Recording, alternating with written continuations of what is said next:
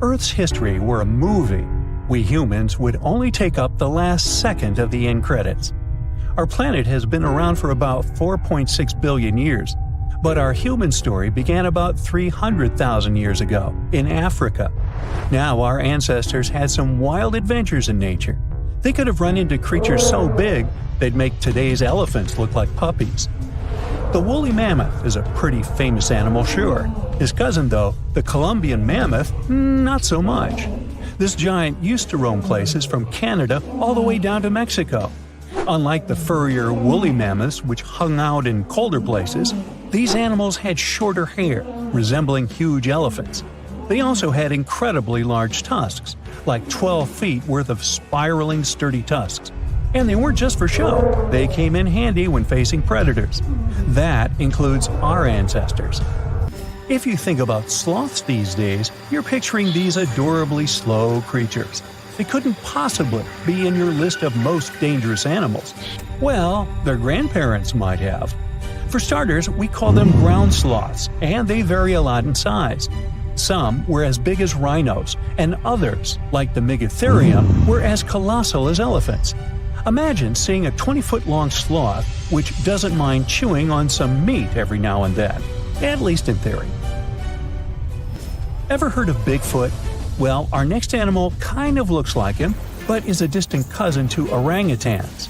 Meet Gigantopithecus, the largest primate to ever call our planet its home.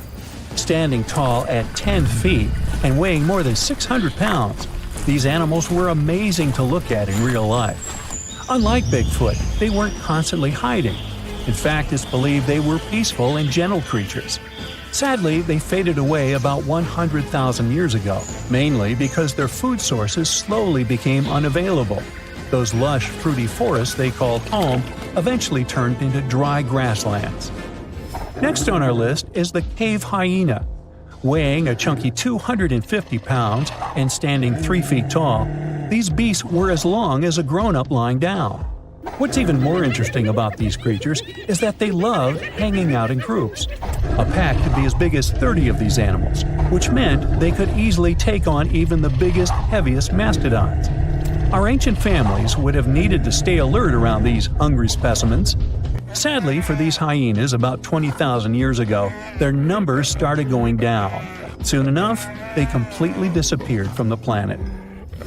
Quick pop quiz. What's called a tiger but isn't really one? It's the saber-tooth tiger. I mean, sure, they belong to the feline family, but they aren't technically tigers. First appearing around 42 million years ago, in July I think, many of their kind were gone before we even showed up. However, early Americans might have bumped into a couple of specimens from this group. If that really happened, it would have been quite the encounter. Think of the biggest wild lion today or the hefty Siberian tiger. These big cats also had some incredible features hidden in their fur. They were good at sneaking around, hiding, and pouncing on mammoths bigger than themselves. Their bite wasn't that strong, but they could open their jaws wide, like twice as much as a lion. And although their teeth were a bit on the weak side, they had buff forearms to pin down their dinner, giving those big fangs a purpose. Not the kind of kitty you'd want to play with. Dire wolves made their debut about 250,000 years ago. They were like the gray wolves we know today, but a lot stronger. While wolves these days stretch out to about 6 feet and tip the scales at 170 pounds max, dire wolves were about 5 feet and about 150 pounds. Found all over North and South America, they had admirable jaws, biting nearly a third harder than their modern counterparts. Also, their favorite snack was horses. But just like many other majestic beasts of the past, they faded away around 10,000 years ago. Now, names can be deceiving. Take the American lion, for example. It's not really a lion, it's more of a panther's big cousin. The other part of the name is correct, though. They did live in America about 330,000 years ago. This feline was no lap cat either. They were at the top of the wildcat pyramid, weighing a colossal 772 pounds. That's like stacking 4 grown men on a scale. Even the mighty African lion would look a tad bit shy beside these beasts. With the muscle to take down a bison, you wouldn't want to accidentally interrupt their dinner. They parted ways with this planet around 11,000 years ago, right after the last ice age. Now down in Australia, about 50,000 years ago, I wasn't around then, there lurked a relative of the Komodo dragon, the Megalania. Experts love to have debates on how big it was. Some say it stretched out to 23 feet. Others think it was just about 11 feet long. Either way, they were basically mega-sized Komodo dragons with a dangerous bite. If you think bears are already big and fluffy now, let's introduce the short-faced bear. While this big creature stood on its hind legs, it towered at 14 feet. With long limbs, they could outrun today's bears, hitting speeds up to 40 miles per hour. These ultra bears sadly disappeared around 11,600 years ago. Now imagine a crocodile. Okay, imagine that same crocodile, only supersized, with sporty legs, doing its thing in Australia about 1.6 million years ago. Well, say hello to the Quincana. These crocs were extremely large, reaching 23 feet.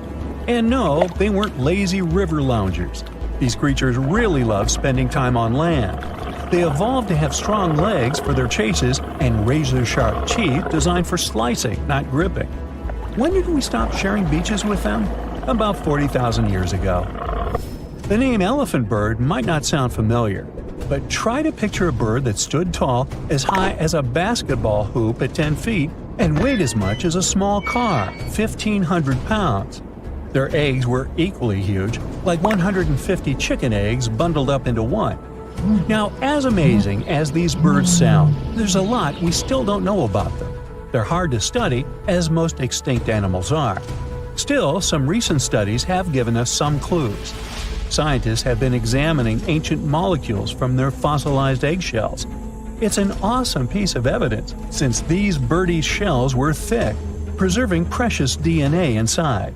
Plus, there are tons of these eggshell fragments sprinkled all over Madagascar's beaches. Because of these findings, we now know these birds were herbivores and loved eating leaves and seeds. We also know the tiny kiwi bird is its closest living relative. Now, dodos were these amazing birds we also used to share the planet with. They're like distant cousins to ancient pigeons. To give you some perspective, imagine a chunky bird weighing about 50 pounds. Similar to chickens, turkeys, and ostriches, dodos were also the types of birds that couldn't fly. Their wings were small, and they had the muscle strength of, well, a wet noodle. Now, you might have heard the word dodo used as a name for creatures that aren't that bright. Don't get confused, though, by this name. These birds were in fact intelligent. Scientists were able to figure that out by studying their fossils.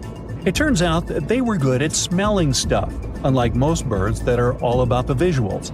These creatures aren't around for us to study anymore, but that might change.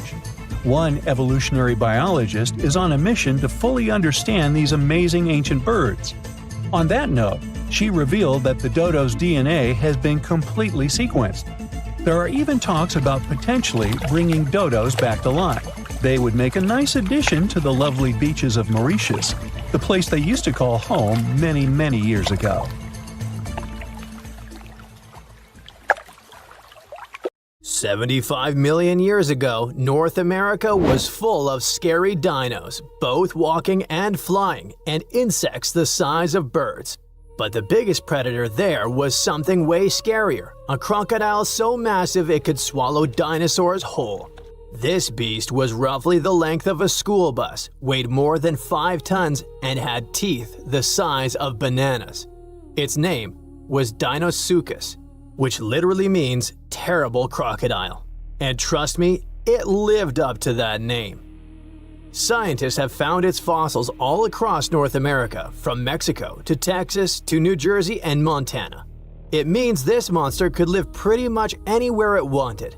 It wasn't picky. It roamed rivers, swamps, and even coastlines. And when it was hungry, anything that moved was fair game. Fossilized dinosaur bones show massive bite marks matching its jaw pattern. So yes, it actually took down dinosaurs. What's even crazier is its bite force. Based on skull reconstructions, scientists estimate it could crush bones with more power than T-Rex. So if a T-Rex ever got close to the water, it might have ended up as lunch.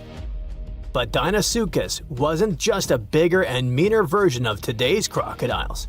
It was more closely related to alligators. Recent studies show that it actually belonged to an ancient branch of crocodilians that split off before the ancestors of modern alligators and crocodiles. It was like that weird cousin in your family tree who doesn't quite fit in, but somehow looks like everyone. It had traits from both groups, like salt glands that helped it survive in both freshwater and saltwater. That's rare because most crocs today can't handle salty environments for long. This feature might have been its secret superpower.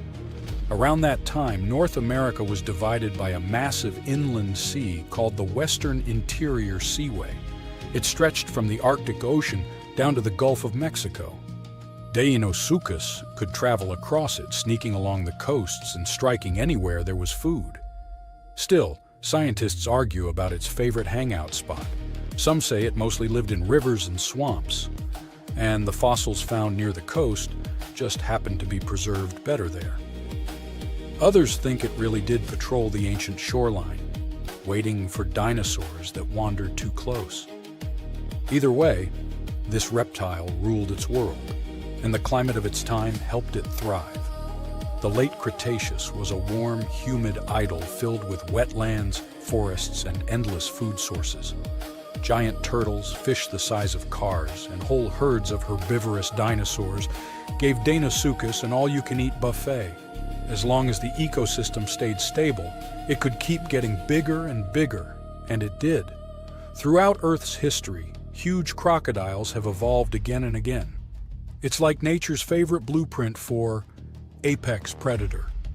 Even today, Nile crocs and saltwater crocs are living proof that this ancient design still works perfectly. Some scientists even joke that crocodiles are basically dinosaurs that decided to chill and wait it out. They survived mass extinctions while most other big reptiles vanished.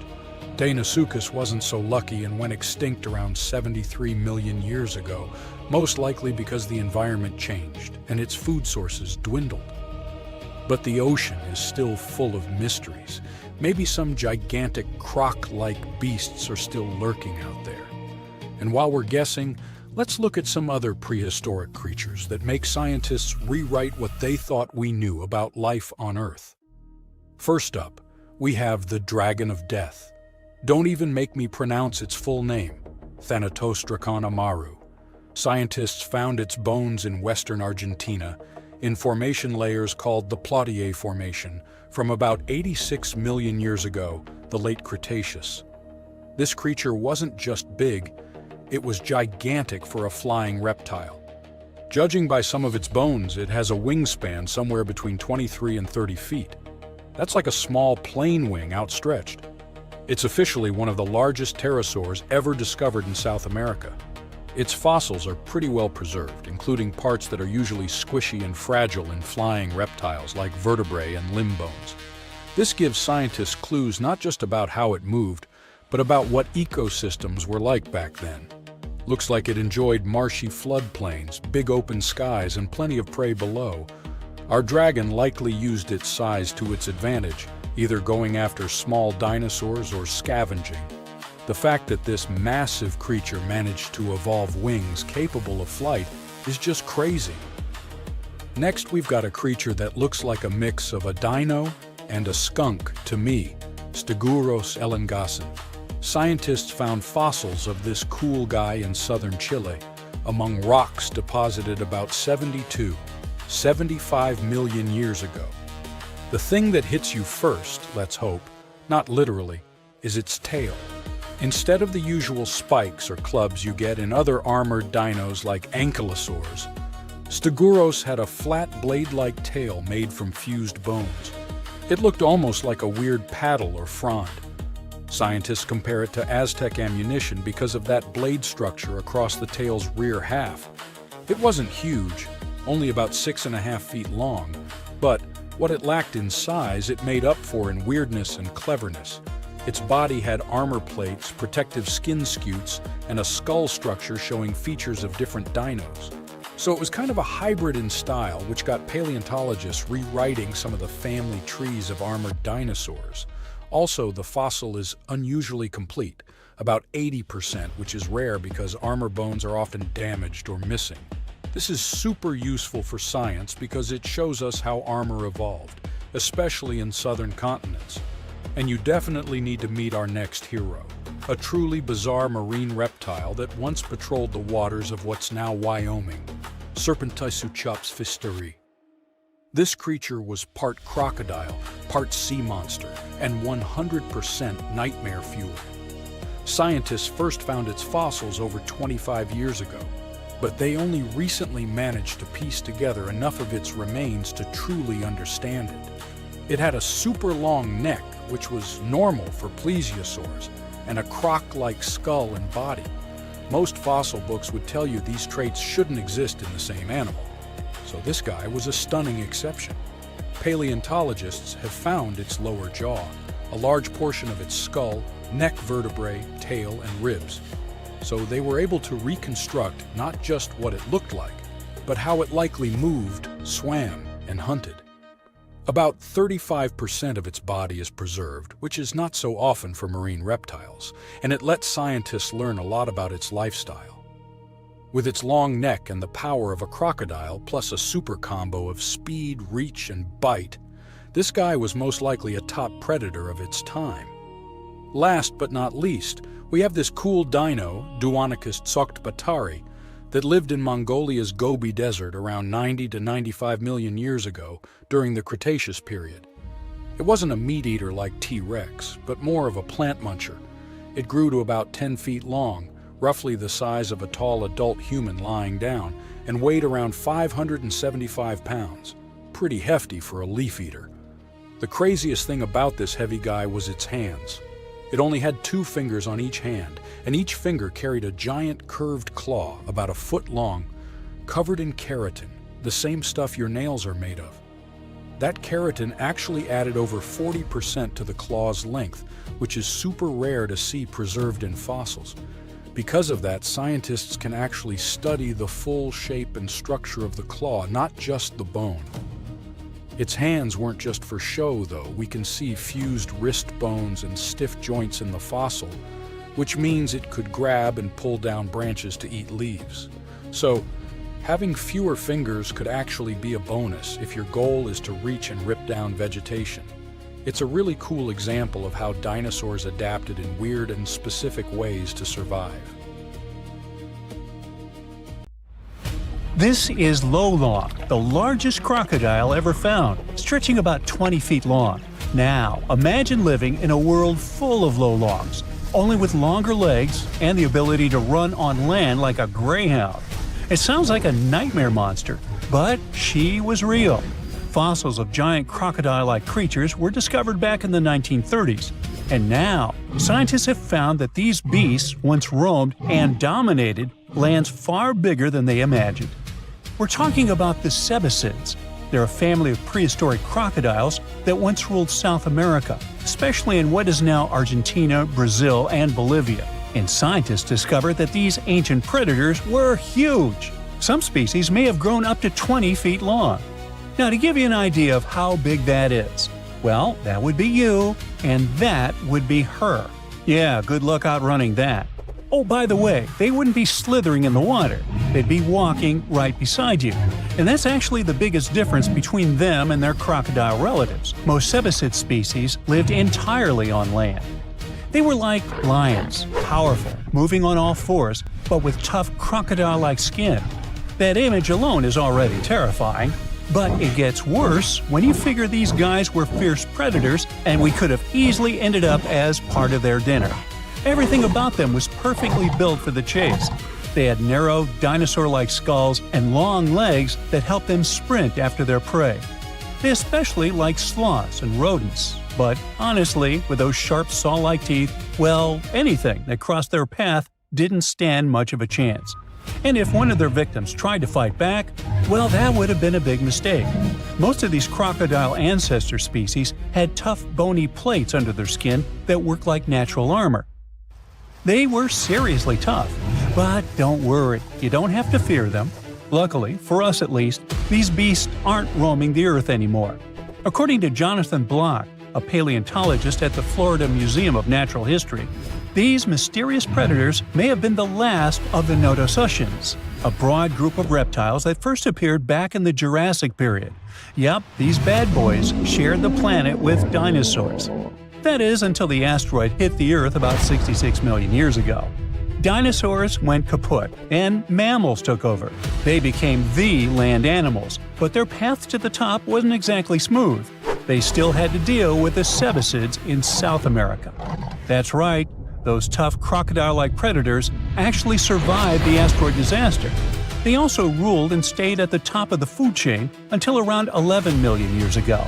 Or at least that's what scientists thought, until they started finding strange fossilized teeth in the Caribbean. Uh-oh.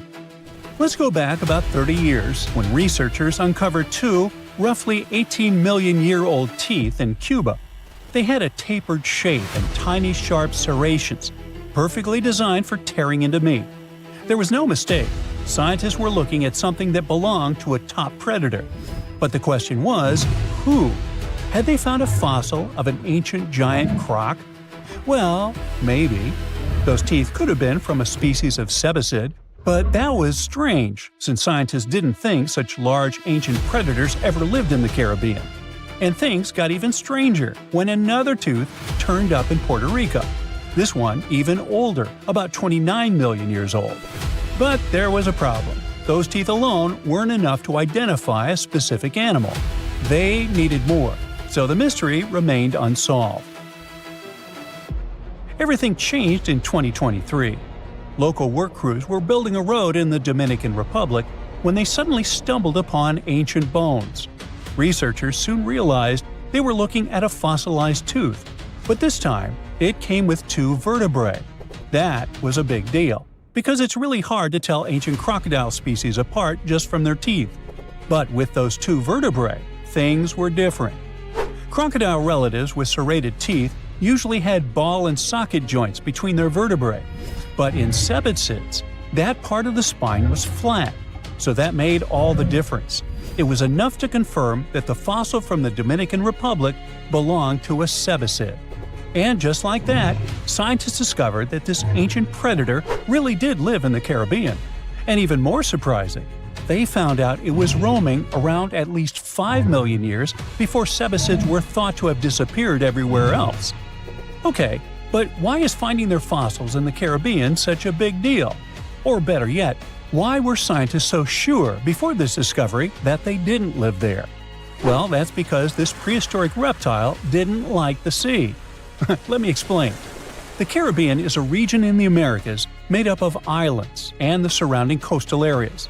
That meant for a land-loving ancient crocodile to travel from, say, Colombia to the Dominican Republic, it would have had to swim. And I mean really swim.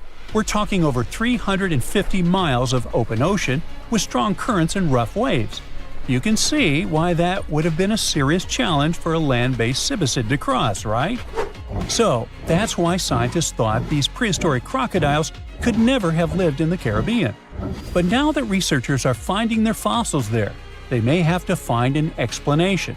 And that is where this discovery becomes even more interesting, as it actually supports the Garlandia hypothesis. This idea first appeared in 1994. It suggests that millions of years ago, the movement of Earth's tectonic plates caused a stretch of land, now mostly underwater, to rise up in the Caribbean. This land, called the Aves Ridge, may have connected South America all the way to Puerto Rico, and then to other Caribbean islands like Hispaniola, Cuba, and Jamaica. So basically, it worked like a temporary chain of land bridges, a kind of natural highway that once allowed animals to go from South America to the Caribbean. Mammals, amphibians, and reptiles could actually walk right across instead of taking their chances at sea. The Garlandia hypothesis definitely sounds fascinating, but it's still up for debate.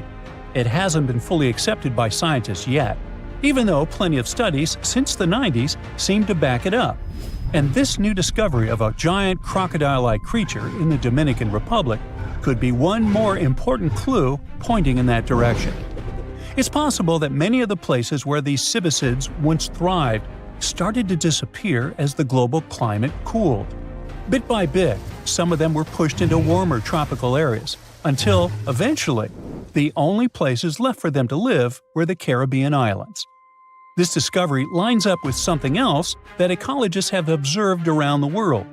Islands can act like museums of biodiversity, in the sense that they offer a safe place where plants and animals can keep surviving long after their relatives on the mainland have disappeared. In the case of cibicids, the difference is striking. The most recent fossils found in South America date back between 10 and 12 million years ago. But the tooth and vertebrae found in the Dominican Republic are much younger, only about 4.5 million years old. That means this island might have been the last place these giant reptiles called home. And if those serrated teeth found on other Caribbean islands also turned out to belong to cibicids, that would be huge. That would mean that these ancient crocodile-like creatures didn't just live in the Dominican Republic. They were spread across the Caribbean. And who knows, maybe we'll still find more of its fossils in places like Puerto Rico, Haiti, and Jamaica. Although the tropics are among the most biodiverse places on Earth, much of their natural history remains a mystery. Discovering a giant ancient crocodile in the Caribbean is a reminder that the world we live in today is just one chapter of Earth's long, ever-changing history. And who knows what other prehistoric crocodiles or ancient creatures are still waiting to be found beneath our feet.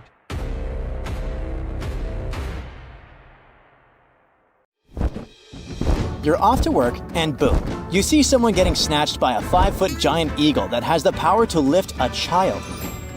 Luckily, this is a pretty rare occurrence now, but around 2 million years ago, it was totally possible. Humans are now on the top of the food chain. I mean, many animals can hurt us, but they would rather munch on something less dangerous than people. Until a couple of years ago, almost everyone thought we were the #1 predator in the world since the beginning of our times. But let me tell you a little secret. We weren't the top predators. Somewhere in Africa, near the town of Tung, in a mine, archaeologists uncovered something probably worth more than gold. It was a small skull that belonged to a hominin, a human species that lived just before we split into 2 groups. One group is today's chimpanzees, and the other one is us humans. That is probably why we're so similar to chimpanzees. And believe it or not, we share 98% of our DNA with them. The critter was nicknamed Tung Child because most likely it belonged to a young human. Before this discovery, we had no idea we originated from Africa. As you already know, on that continent, there were many big animals that could eat us in a single bite. Even now, the situation is not that different. The bone was found among many other animal bones, suggesting that early humans, Australopithecus, had a pretty rough life and were eaten by anything that liked meat. Since we were only around 4 feet tall, we were on the menu for many animals. Probably the scariest one for us was the eagle. You might think eagles are just lazy birds who sit on trees all day. But our friend from Tung had a pretty bad experience of encountering one. When Tung's child was a little kid and was playing outside, the eagle grabbed him and took it to its nest. We have no idea how big the bird was or what kind of eagle it was, since there isn't any evidence. Eagles regularly hunt baboons in Africa now, and when experts compared the marks on these animals with the marks found on the ancient skull, they discovered those marks were almost identical. The worst thing about eagles is that they're like zombies, and their favorite food is brains, so they attack the head first. Even now, we're not safe from sky attacks since eagles can theoretically snatch kids. Stop looking at the sky now. There are many more land animals that can harm you. Roughly 500,000 years ago, our ancestor, Homo rhodesiensis, was doing his chores when he was ambushed by a hungry ancient hyena. He had a few broken bones, and the hyena stashed him in a cave in Casablanca, where he was uncovered 500,000 years later. Not many animals can chew through bones like it's nothing. Hyenas have a bite force that is 7 times stronger than ours. They keep meat stacked in hidden places, so they can have snacks for later. Since we can't see at night and hyenas can, they hunted us at night. This might be the reason why people are scared of the dark. It's an instinct passed down from our ancestors because, at night, they had to stay inside caves or other structures to avoid monsters. Technically, our ancestors played real-life Minecraft in survival mode, but our long-lost cousins weren't afraid of hyenas since they hunted them for food. Hyenas also hunted us for food, so what exactly happened will most likely remain a mystery until we invent a time machine. Today, hyenas are known man-eaters, but they're nowhere near their ancient ancestor, which was twice their size. Homo heidelbergensis was an incredible hunter that hunted everything from giant deer, rhinos, bison, and many more animals. But there was one creature that made the hair on their necks stand up. It was a giant with 8-inch teeth, weighing more than 1,000 pounds. No animal was safe during its era, which was around 300,000 years ago. Of course, I'm talking about the saber-toothed tiger. It actively attacked our ancestors, among other animals like crocodiles, monkeys, horses, and honey badgers. You might be one of those who have a terrible fear of snakes, and that might be because they hunted your ancestors. We have been sharing this planet with snakes for over 100 million years. Our early pals were so scared of them that they evolved and developed sharper eyesight. Their brains grew bigger since snakes were ambush hunters, sneaking up on humans and attacking them unexpectedly. Initially, we were colorblind, but snakes hunted us so much that we developed three-dimensional vision and the ability to see colors. All of these tricks allowed us to see snakes better. But evolution works both ways, and around 60 million years ago, these reptiles developed venom because they lost the ability to stealth attack. The good news is that humans have developed bigger brains and learned to distinguish between venomous and harmless species. The worst monster Neanderthals probably had to watch out for was other Neanderthals. There's much evidence that shows that we sometimes were unfriendly towards each other. This theory is called the dangerous ape theory. Neanderthals didn't hunt one another regularly since there was an abundance of animals that had more nutrients needed to survive. Neanderthals most likely hunted one another when they didn't have any other food, or for rituals, or in self-defense. Around 4 million years ago, near Lake Turkana in Kenya, there was a humongous crocodile with a taste for humans. It was not that modern-day croc that can only reach 20 feet in length. Its ancient relative was 27 feet long, the largest crocodile ever. This prehistoric creature could swallow us in one bite, since we were only 4 feet tall back then. We don't have proof that this animal hunted us, since they had a powerful stomach that could liquefy bones easily. But there was a foot found that had clear marks from a crocodile's jaw. The ape probably wanted to cool off or drink some water and was grabbed by the prehistoric reptile. Crocodilus anthropophagus is another croc species that lived near Tanzania around 1.8 million years ago and ate humans like burgers. It loved people so much that its Latin name literally means the eater of humans. They patiently waited underwater for humans to come for a drink, and when they arrived, the monsters would snatch and drag them underwater. Evolution was trying to find solutions because we encountered scary monsters and were hunted by them. All that running from predators had an impact on our bodies. We grew taller and bigger so that birds wouldn't pick us up and fly us to their nest. Like it or not, we had to start walking on 2 legs since we could scan the surroundings much better that way. It helped us to run from predators while carrying food. Plus, standing up made us look bigger. Now we throw things with our hands for fun, for example, while playing basketball. But back then, we had to throw rocks at predators to make it out alive. Chimpanzees also used this throwing technique to scare off predators. We started talking to each other to coordinate attacks better and plan what to do when we saw danger. We all know that working in a group or playing a team sport is interesting and a lot of fun. But believe it or not, this is because in the past, we had to be team players. Otherwise, we risked being snagged by a predator. Our brains are still wired the same. However, these techniques didn't always work. And archaeologists have found many more bones belonging to humans eaten by giant eagles and other animals. Now this bad boy was the size of a husky and could maybe pass for one, except it didn't have any fur and was a top predator with extra long blade-like canine teeth. Ooh, charming. Meet the earliest known saber-toothed animal to have ever lived. It roamed the earth well before the dinosaurs. Scientists made the description of this creature based on its fossils found on the Spanish island of Majorca in the Mediterranean Sea. About 200 million years ago, none of us were around then, the very first true mammals appeared, and they lived right alongside the dinosaurs.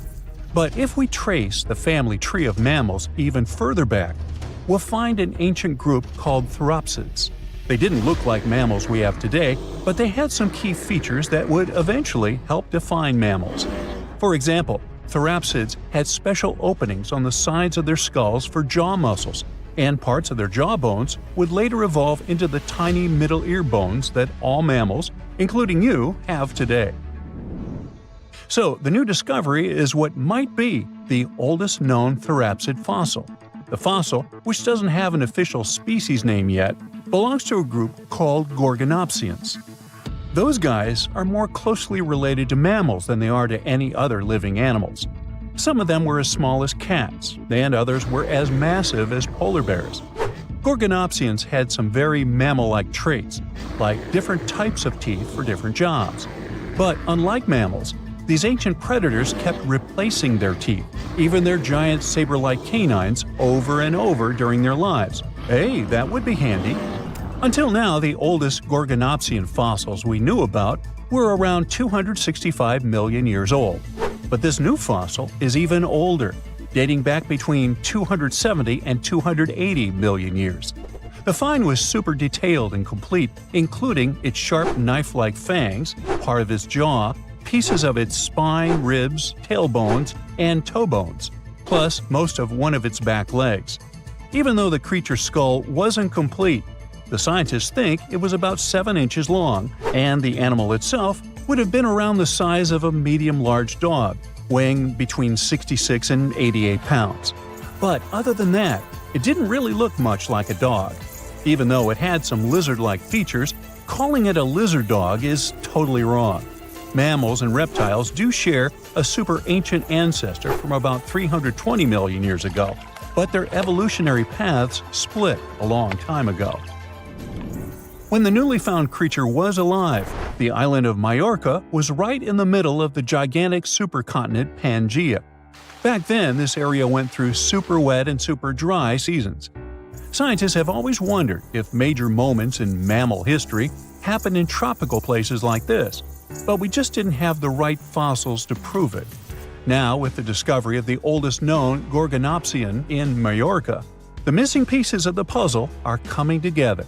It looks like some huge steps in mammal evolution could have happened in low-latitude environments we haven't explored much yet. The so-called gap in the fossil record might just be because paleontologists weren't looking in the right spots. Our hero of the day wasn't the only cool guy rocking the planet before dinos settled in. Over 500 million years ago, the weirdest predators to have ever existed ruled the oceans. The name is a bit tricky to pronounce, so I'm not going to. Okay, it's Anomalocaris, but it just literally means unusual shrimp. This creature looked nothing like anything alive today. Scientists think it was the first true apex predator, the orca of its time. Anomalocaris was massive for its era, as it grew up to 3 feet from its sharp grabbing arms to the tips of its tail fins.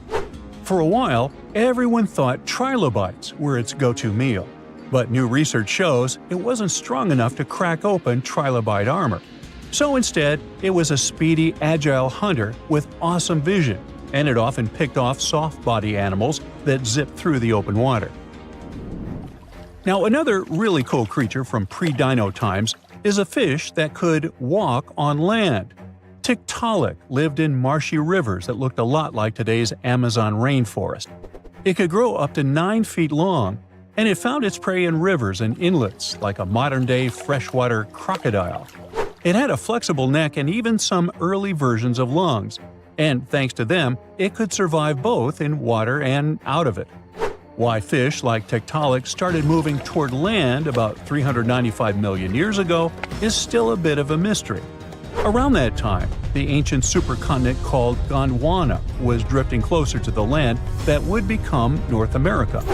This slow movement created lots of shallow, swampy habitats, which were perfect places for crocodile-like animals to thrive. Plus, these areas were near the equator, so they were warm and tropical.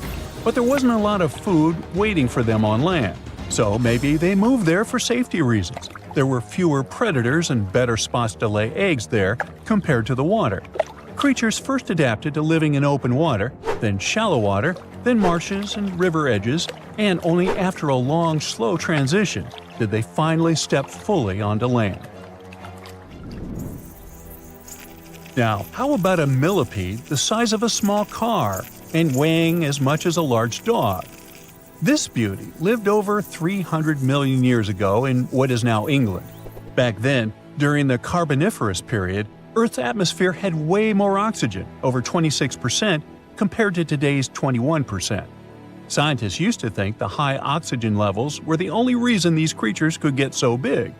But back then, they found a new fossil from a time when oxygen wasn't that much higher than today. They discovered it purely by accident, when a boulder split just right and revealed one of the most complete and largest giant millipede specimens ever. This one could have lived not just in swampy areas, but also in open woodlands filled with tasty seeds, nuts, and maybe even small animals. There's a chance that this beast wasn't a slow, plant-munching crawler, but a predator that would snap up whatever it could find. After dominating the Earth for about 45 million years, the giant millipedes eventually vanished. Probably the reptiles pushed them out, clearing the way for the age of the dinosaurs. Now, in case you ever wondered what would happen if you crossed a polar bear with the saber-toothed cat, here's the answer. This guy ruled the southern ecosystems after migrating 7,000 miles across the supercontinent Pangaea around 252 million years ago. It had a tough skin like a rhino's and massive canines, perfect for tearing away huge chunks of meat, and it was an excellent runner. Once it got to its new home, in what is now South Africa, it replaced a whole group of local predators. But its glory didn't last long, as closer to the end of the Permian period, massive volcanic eruptions made the weather patterns change and wiped out about 90% of all species. And because top predators are usually big, slow to grow, and not super common, they often vanish among the first when massive extinction events hit. And that's how our guy here went extinct. Our final creature of the day was a dragonfly that lived around 300 million years ago and had a wingspan of over 2 feet, 6 long spiny legs, and huge bulging eyes, Megalania. This 4-winged giant is most likely the largest flying insect that ever lived, and it easily outsizes today's dragonflies, which are its distant relatives. Like modern dragonflies, Megalania like to hang out in open areas near ponds and slow-moving streams. But unlike today's dragonflies, it wasn't just catching tiny bugs. This guy was likely the top predator in these open spaces. It used the spines on its legs like a flying trap to snatch prey out of the air, including other flying insects, small amphibians, and even lizard-like creatures. Scientists found the first fossils of Megalania in 1880 in the coal-rich rocks in France. The fossils were incredibly well preserved and showed off the detailed vein patterns in their wings. Scientists think Megalania grew so huge because it didn't have much competition from vertebrates, and the air back then, during the Carboniferous period, had a lot more oxygen than it does today. Hobbits might actually exist in real life, but these tiny people don't live in cozy, round homes built into hills like in The Lord of the Rings. They're probably on an isolated island in Indonesia, climbing mountains and hiding in dense forests. Hold up, are they even human? Well, the place we're talking about is the island of Flores, a paradise-like spot in the Indian Ocean. Today, it's famous for being home to the Komodo dragon, the largest lizard in the world. But in the past, it was also home to a very small human species, known as Homo floresiensis. In 2003, experts excavated a cave called Leong Bois and found over 100 fossils of this species. This discovery was huge because it completely challenged our understanding of human history. I mean, previously, most experts thought that Homo sapiens, aka our species, were the only ones that had managed to travel beyond the Southeast Asian mainland towards New Guinea and Australia. But if that's true, how did these ancestors get to Flores Island? Before you answer by boat, let me just say that it's very unlikely that an ancient human species could have created vessels strong and big enough to cross the ocean. Maybe they swam there or even teleported. Jokes aside, the truth is we still don't know exactly how or when Homo floresiensis ended up over there. A recent study suggests they might have descended from Homo erectus, one of the first human-like species we know of. According to this theory, they probably traveled 450 miles east from an island called Java and made it to Flores about 1 million years ago. Once living isolated in Flores, their bodies shrank over the years and they ended up becoming really short. But that's just one theory, and there isn't much solid evidence to back it up yet. What we can say for sure is that they were really short compared to modern humans. At first, we thought they'd be about 3 feet 6 inches tall. But that changed in 2016 when experts found new fossils, including a tiny arm bone and some teeth that showed they were even smaller, about 2.4 inches shorter to be exact. These hobbits also had a very small skull and a tiny brain, about 1/3 the size of ours. They had wide hips and shoulders, short legs, and big, flat feet. Overall, their bones were so small that at first, experts thought they might belong to kids. But nope. Since they had wisdom teeth, it was clear they were definitely dealing with adult skeletons. Very small adults, though. Because of their tiny and curious appearance, the media started calling this ancient species the real-life Hobbit, just like the characters created by J.R.R. Tolkien. You know, Lord of the Rings.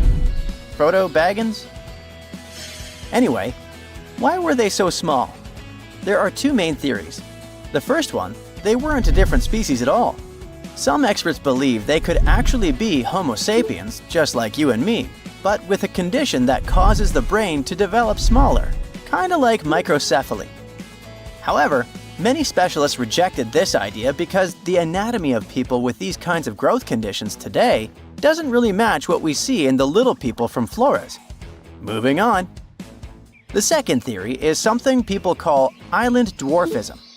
Basically, when large animals live on isolated islands, they tend to get smaller because the food supply is limited. For example, there's this dwarf elephant that lived in Sicily and Malta a long time ago, and it only measured about 3 feet tall. Meanwhile, its relative on the European mainland was about 13 feet tall. With a pocket-sized body, these animals need less food, which means they have a better chance of surviving on an island. Another factor that leads to this type of dwarfism is that these animals don't have to worry about defending themselves from large predators. I mean, if you're on an isolated island with no lions or tigers around, there is really no need to be huge. So this could be what happened to the Hobbit people. Studies show they lived in Indonesia at least 100,000 to about 50,000 years ago. But after surviving for so long, these short people mysteriously disappeared. It's possible that they vanished after 8 massive volcanic eruptions hit that region. This idea came up after researchers found a thick layer of volcanic ash right above where the fossils were first found. Even with this evidence, no one can say for sure if the eruptions were the reason for their disappearance. And recently, an anthropologist questioned this theory by saying they might still be alive today. Wait, what? It sounds crazy, but he actually talked to dozens of local people who believe they've seen a tiny hobbit-like man in the flesh on the remote island of Flores. In fact, mysterious stories about sightings have been told long before the remains of Homo floresiensis were even discovered. So it's not like they made up these stories after hearing about the fossils. At least 30 people living there claim they've seen, with their own eyes, a creature that is halfway between an ape and a human. It had an ape-like face and was definitely smaller and hairier than a person, but it walked completely upright with both feet on the ground, just like a human. Locals call it Laihoa. But what should we call it? I mean, can this creature be our famous Homo floresiensis? Well, maybe. Anthropologist Gregory Forth has been working on the island of Flores since the 80s, and he says the locals' descriptions are strangely similar to what we imagine these ancient, short humans might have been like. You might be wondering if the Laihoa is just a legend, like a campfire story meant to scare people. And yeah, some of the descriptions definitely seem to go against basic science. Some people say that after they saw the creature, it just flew off or disappeared like magic. But the researcher points out that a lot of locals also gave very detailed physical descriptions of the creature. Sure, the details varied a bit, which is pretty normal with different people witnessing the same thing, but they didn't mention anything about the creature having crazy superpowers. Now, Forth is starting to wonder if we really are the only species of humans left on the planet. They could be, in fact, real-life hobbits, and that brings us back to a question from earlier in the video. Are they even human? Maybe yes, maybe no. It is possible that the creature spotted on the island of Flores is actually an uncontacted population of modern humans, but it could also be an unknown species of monkey. However, since there's no other evidence for either of these ideas, the best guess right now is that a creature similar to an ape man could still be out there. Okay, but if this creature shares the planet with us, how come no one's ever taken a photo of it? Well, the ape man is part of that island, just like other rare creatures like Komodo dragons. And unlike Bigfoot believers, locals probably don't go out actively searching for this creature. According to the anthropologist, they have no reason, financial, social, or otherwise, to find an ape man. And since they're mostly unaware of scientific research, or any theories saying these creatures don't exist, they don't really care about trying to prove the scientific world wrong. Forth wrapped up his research in 2018, but the anthropologist says that since then, other people have seen the strange creature walking around the island of Flores. 2 young guys from the UK went there, mostly for a snorkeling trip. But at some point, they hiked up a mountain and saw something that really looked like the ape man. So, who knows?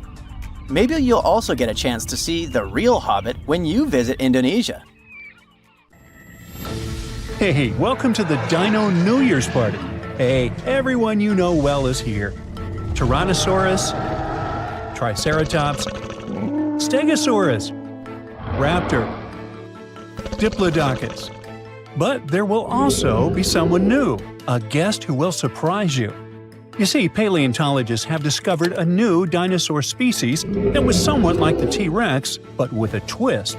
These guys would rather eat a crunchy salad than a juicy steak. Hey, meet this dude.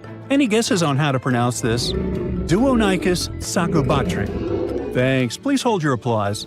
These are herbivorous guys that belong to the Therizinosaurs. But they had one awesome feature. A feature that showed scientists that Duonychus belonged to a new branch of dinosaur evolution, about which little is known. But hey, let's go back to the dino party, shall we? Here you can see dinosaurs with different personalities. The T-Rex is a bully and toothy. The Velociraptor seems to be very toxic and moody. The Triceratops or Stegosaurus are aggressive but silent. You know, like those guys that don't touch anyone, but it's better not to mess with them. So among them all, the Therizinosaurus is a chill guy that will always help, will always keep you company at a party, and will never be annoying. Therizinosaurs lived in what is now Asia and North America during the late Cretaceous period, about 100 to 66 million years ago. Their anatomical features made them look more like predators, like the T-Rex. But Therizinosaurs were herbivores, with large crescent-shaped claws. In some species, they reached up to 20 inches. Now imagine how dangerous these monsters would have been had they been carnivorous, but they used their claws to grab tree branches and eat leaves. The Duonychus was quite large, just under 10 feet in length. A hippo was about the same size, and their weight was about 600 pounds, which is almost half the size of a horse. Therizinosaurs had a long mouth, a bit like a duck's nose, and long front paws with 3 thumbs. But the Duonychus, that has been found recently, was unique because it only had 2 fingers on each hand. The 2-fingered dinosaur discovery has sparked joy among paleontologists. Okay, 2 fingers instead of 3, whatever, you might think. But it makes a big difference. It shows how dinosaurs evolved. The latest paleontology news reports that the discovery was made in Mongolia. It was the largest preserved claw in history. Its size was about 11 inches, and it had a curved shape. That means it was like a giant banana. The coolest thing was that the claw was covered with keratin. Our nails are made from this material too. Can you imagine? Large lizards that lived tens of millions of years ago had claws with the same composition as our nails. Nature is amazing, isn't it? Do you know this crazy theory that the T-Rex evolved into a chicken and the velociraptor into an ostrich? There must have been tons of evolutionary changes. But the 2-fingered dinosaur discovery offers us a more understandable and more detailed explanation of how dinosaurs evolved. Therizinosaurs had 3 clawed fingers on each paw, but why did nature get rid of one of them? Scientists believe that it was practical. It's possible that a paw with 2 fingers was much stronger and more flexible than a paw with 3. This way, dinosaurs could grab vegetation and branches, like chameleons do. Scientists have also suggested that the 2-fingered long paw helped the dinosaur defend itself, care for its mates, and even play. It's hard to imagine what they could be playing at. Maybe they did high fives or high twos. It would be cool if they had used those paw pliers not only for taking food, but for fighting off predators. And speaking of predators, the T-Rex had a similar front paw structure, but its small paws were useless. It would be cool if the Duonychus could box with them or climb trees. Yes, it was an herbivore, but that doesn't mean that other bad dinosaurs could bully it. Let's just think that the Duonychus was kind of weak and formidable to the strong. That's why it would be the most welcome guest at the dinosaur party. But the strangest guest at this party would be the Deinosuchus, named Terrible Hands. The case of the Duonychus shows how dinosaurs evolved from having 3-fingered paws to being 2-fingered. The Deinosuchus shows that ancient lizards could evolve into a horse or something else. It sounds weird, but let's get to know this guy better. In 1965, the arms, hands, and shoulder girdle of an unknown dinosaur was discovered in the Gobi Desert in Mongolia. When paleontologists put the bones together, they got 2 long, creepy arms. For many years, those arms remained in the museum without a body. It looked funny and a little scary. Each arm was about 8 feet long. This is more than the tallest basketball players. Paleontologists were trying to find other dinosaur body parts in the Gobi Desert, but their attempts were unsuccessful. The Deinosuchus became one of the most famous mysteries in paleontology. How big was the owner of such arms? What did it eat? How did it live? This remained unknown until 2014. According to the latest paleontology news about this lizard, a group of scientists from the Korea Institute of Geoscience and Mineral Resources has discovered other well-preserved remains of the Deinosuchus. With their help, paleontologists have managed to recreate the lizard's appearance. And that breakthrough has turned out to be much cooler than the 2-fingered dinosaur discovery. Are you ready? The Deinosuchus was colossal, rather slow, with a horse-like head and a spine that formed something like a hump. It looks super weird, even for a science fiction movie. This new dinosaur species belonged to Ornithomimosauria, an ostrich-like species, agile and fast-moving. But not the Deinosuchus. Instead of speed and agility, the dinosaur had a large size. It was 36 feet long and weighed 13,200 pounds, which is almost the weight of an adult elephant, and the length of half a metro wagon. Despite its size, the Deinosuchus was quite harmless. Its long muzzle looked like that of a duck or a horse. It also had no teeth. So for tyrannosaurs and other predatory giants, it was an easy lunch. And this is not just a guess.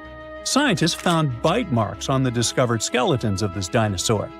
It seems this poor big dude met some really bad and hungry guys. But what was lunch to this strange lizard itself? It ate almost everything: soft plants, algae, small vertebrates, and fish. It sucked food from the bottom of lakes and rivers with its beak and tongue and swallowed stones to help grind the food. Those stones crushed the pieces of food and thus helped the stomach to digest stuff more easily. The dinosaur used its terrible hands to dig and pick up food from trees and the ground. But the strangest part of its body was its back and tail. The bones at the end of its tail were joined into a single structure called a pygostyle. This thing supports the feathers of modern birds. Now, it's possible that the Deinosuchus waved its tail like a fan, and its back had thick bone spikes that stuck up from its spine. Considering that those bones were covered with skin, the whole strange skeleton structure looked like a sail. You know how dinosaurs evolved to have such a strange shape, and probably ask yourself, hey, what's the point? Well, scientists believe that the ligaments coming out of the spine help support the dinosaur's heavy belly and legs. To better understand how that could work, imagine cable-stayed bridges. Long vertical beams have many cables that hold the roadway. Similar, the Deinosuchus spikes and ligaments help to hold the dinosaur's weight. Now, back at our dino party, it would be a shy, tall dude who accidentally drops a drinking glass and makes you feel awkward. It's lonely. It dreams of finding friends. And it will surely find them. A Diplodocus would make a great buddy.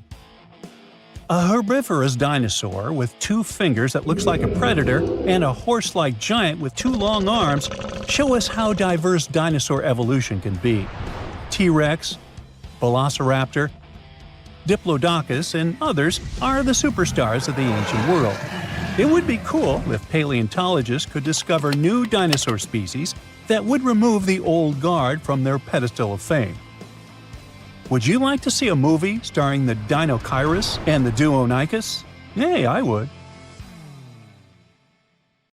Dinosaurs, big ancient bugs, creepy spiders, and scary insects are all cute animals compared to the monsters that lived on Earth about 500 million years ago. For example, here's a creature that swam in the water like a stingray and had 3 eyes. Its mouth was like a pencil sharpener. 2 long claws with forked tips like pinchers protruded from its head, and its gills were somewhere in the back. This is not a thing from a sci-fi movie. This is Mosaura. Its remains are preserved in excellent condition. Let's look at it more closely and study other similar monsters. The Cambrian explosion. Remember this name. This period is also called the biological Big Bang, the time when a huge number of different living creatures began to appear in the ocean, large, small, and tiny. The ancestors of almost all modern animal groups were most likely born during the Cambrian explosion, which lasted from 541 to 485 million years ago. It was a time when the first truly effective and terrifying predators appeared on Earth. One of them was Mosaura. It's only the size of an index finger, but you would never want to meet such a creature while swimming in the sea. It's scary to imagine what it could do with its pencil sharpener-shaped mouth. And you probably wouldn't be able to hide from it because, come on, it had 2 eyes on the sides and 1 big eye on its forehead. Mosaura belonged to a group of arthropods. Scientists called it a sea moth since it reminded them of a moth. This thing used a flap-like apparatus similar to wings to float in the water like a stingray. This monster was quite creepy, but its appearance may seem familiar because it's a distant relative of modern spiders, crabs, centipedes, and moths. Scientists found several 506 million-year-old Mosaura fossils, but unlike many other similar finds, these ones have been preserved in excellent condition. The found fossils showed sharp claws, a toothy jaw, and large gills in the tail section. Some parts of the fossil were so clear that they revealed the details of the creature's internal anatomy, including parts of its nervous and circulatory systems and digestive tract. It had jointed limbs like those of modern insects and crustaceans. When this monster swam in the sea, it probably grabbed its prey with long spiked claws sticking out of its head. Many Mosura relatives have claws covered with multiple spikes, which help them grab food. But that ancient creature had smooth claws forked at the tips. That is, it grabbed the prey with those tongs, using them like chopsticks, and then brought it to its mouth. Of course, this is an assumption, and nobody saw how this creature actually did it. Unlike many other similar animals, Mosura's posterior segmented body was studded with gills. Scientists don't know why this was necessary, but they assume that such an unusual breathing system helped to adapt to an environment with low oxygen content. Perhaps Mosura led a very active reproductive lifestyle that required high oxygen consumption. Creepy, dangerous, and reproducing fast. An excellent set of qualities for one of the most dangerous predators of antiquity. But what did Mosura eat? It probably caught different types of worms and small arthropods. It's nice to think that this monster lived so long ago and was so small. But what if this creature was the size of a shark and was swimming in the ocean these days? Perhaps it would become a dominant dweller and people would swim much less along the coast.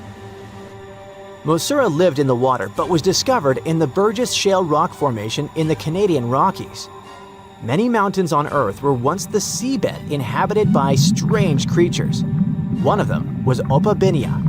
It had 5 eyes, a mouth facing backward, a long trunk and claws instead of a nose. Wait, what? It's too strange even for science fiction, even for outer space. In its eccentricity, Opabinia was perhaps the loneliest creature on Earth. Scientists couldn't find another species that would be similar to this individual until recently. Meet Utaurora. It seems to belong to the same species as Opabinia. Its inch-long body was divided into 14 to 15 furrows. Each of them ended in a pointed flap. Opabinia had the same body, but it's unlikely that both monsters were friends. The difference between their timelines was several million years. It's hard to imagine why these monsters needed such strange body structures. Why haven't modern filmmakers used the design of those animals to create cool space monsters yet? Okay, they were creepy creatures, but what about weird and kinda useless ones? Scientists have discovered Su, a legless creature with no head turned inside out. Huh? This 444 million year old creature was found in South Africa, north of Cape Town. They called it Su after the discoverer's mother. In fact, it's some kind of new arthropod species that may have lived in low oxygen waters. This creature was turned inside out, and the outer shell with the legs and head was lost. Thanks to mineralization, muscles, tendons, and even Su's intestines were preserved on the fossil. It's a great success to find such detailed remains of an ancient creature. However, scientists still can't determine the evolutionary history of this species. They're sure that it was a primitive marine arthropod. Okay, we can see that 500 million years ago, Earth was filled with creepy monsters, which fortunately are now extinct. But what about trees? Were they the same as we see now? Or was there something else? Something creepy? Oh yeah. Scientists have discovered a new kind of living organism similar to a tree or a mushroom. It was gigantic and had a very minimalistic design. Meet the Prototaxites. It's basically just a big stick with a round end poking out of the ground. It was smooth, didn't have the usual tree bark, and looked more like a mushroom without a cap. But scientists have recently found out that it wasn't a mushroom at all. Prototaxites probably belonged to a previously unknown branch of life. Prototaxites is considered to be the first giant organism in the history of the planet that lived on land. It existed about 420 to 375 million years ago during the Devonian period. It was the time when plants began to spread across dry land, forming large forests. Over time, they began to grow leaves and form roots in the ground. Then, the first seed plants appeared. The real colonization of land began. The first arthropods, such as centipedes, arachnids, and other unpleasant creatures, began to walk among those forests. Meanwhile, the water was filled with a huge biodiversity. There was a giant supercontinent on the planet, and smaller parts began to break off it. During this period, prototaxides towered over the land. Some of these things reached 26 feet high and 3 feet wide. It's like a 3-story house and as thick as a palm tree. But what was it? A plant? A mushroom? Algae, perhaps? Scientists discovered them in the middle of the 19th century, but only in 2007 did they conduct chemical analysis. Research showed that it was most likely a giant mushroom, but in 2025, scientists refuted this conclusion. It turns out this may have been an unknown life form that existed separately from the kingdom of fungi, animals, plants, and protists. Scientists noticed that the inner part of prototaxides consisted of a number of tubes. There are similar tubes inside mushrooms, but the tubes of that ancient living thing branched and joined differently. They even had a different chemical composition. The main building block of mushrooms is chitin, but the prototaxides contained chemicals similar to lignin, a substance found in the bark of trees and other plants, and its anatomy differs from the structure of any other organism known to us. What were they doing on Earth? Just chilled and enjoyed the bloom of life? Did they produce some kind of fruit, like a banana with eyes and claws? Scientists don't know. What if it was something that was brought to Earth from outer space? What if they were flowers planted by another civilization? What do you think? It's a perfect summer day. You're relaxing on the beach, dipping your toes into the cool water, when suddenly, bam! A 56-foot aquatic nightmare rockets from the waves. It's the size of 2 London double-decker buses, sporting about 60 razor-sharp teeth, including bonus chompers on the roof of its mouth, because why not? This aquatic beast isn't picky about its diet either. Sharks? Turtles? Other sea monsters? Yep, they're all on the menu. Meet the mosasaur, a group of marine reptiles that ruled the oceans millions of years ago. If you've seen Jurassic World, you'll recognize them as the stars of that epic moment when a massive creature leaps out of the water to snatch a great white shark like it's sushi. That's a mosasaurus, and it's every bit as terrifying as it sounds. Recently, scientists stumbled upon a fossil of one of those marine monsters in, of all places, Mississippi. Yes, Mississippi, the land of magnolias and catfish. Turns out it's also home to ancient sea dragons. This discovery was a happy accident. A team of geologists was mapping the terrain in east-central Mississippi when they noticed something strange poking out of the ground. It wasn't a rock or seashell. It was a vertebra, and a massive one. In fact, it was so large it barely fit in the hand of the scientist who found it. The fossil likely belonged to the largest known species of mosasaur, the Mosasaurus hoffmanni. Now, the biggest mosasaur ever found clocked in at a staggering 56 feet long. This new specimen hit a solid 30 feet at least, and while it might not break the world record, it certainly makes the crown for the biggest mosasaur ever discovered in Mississippi.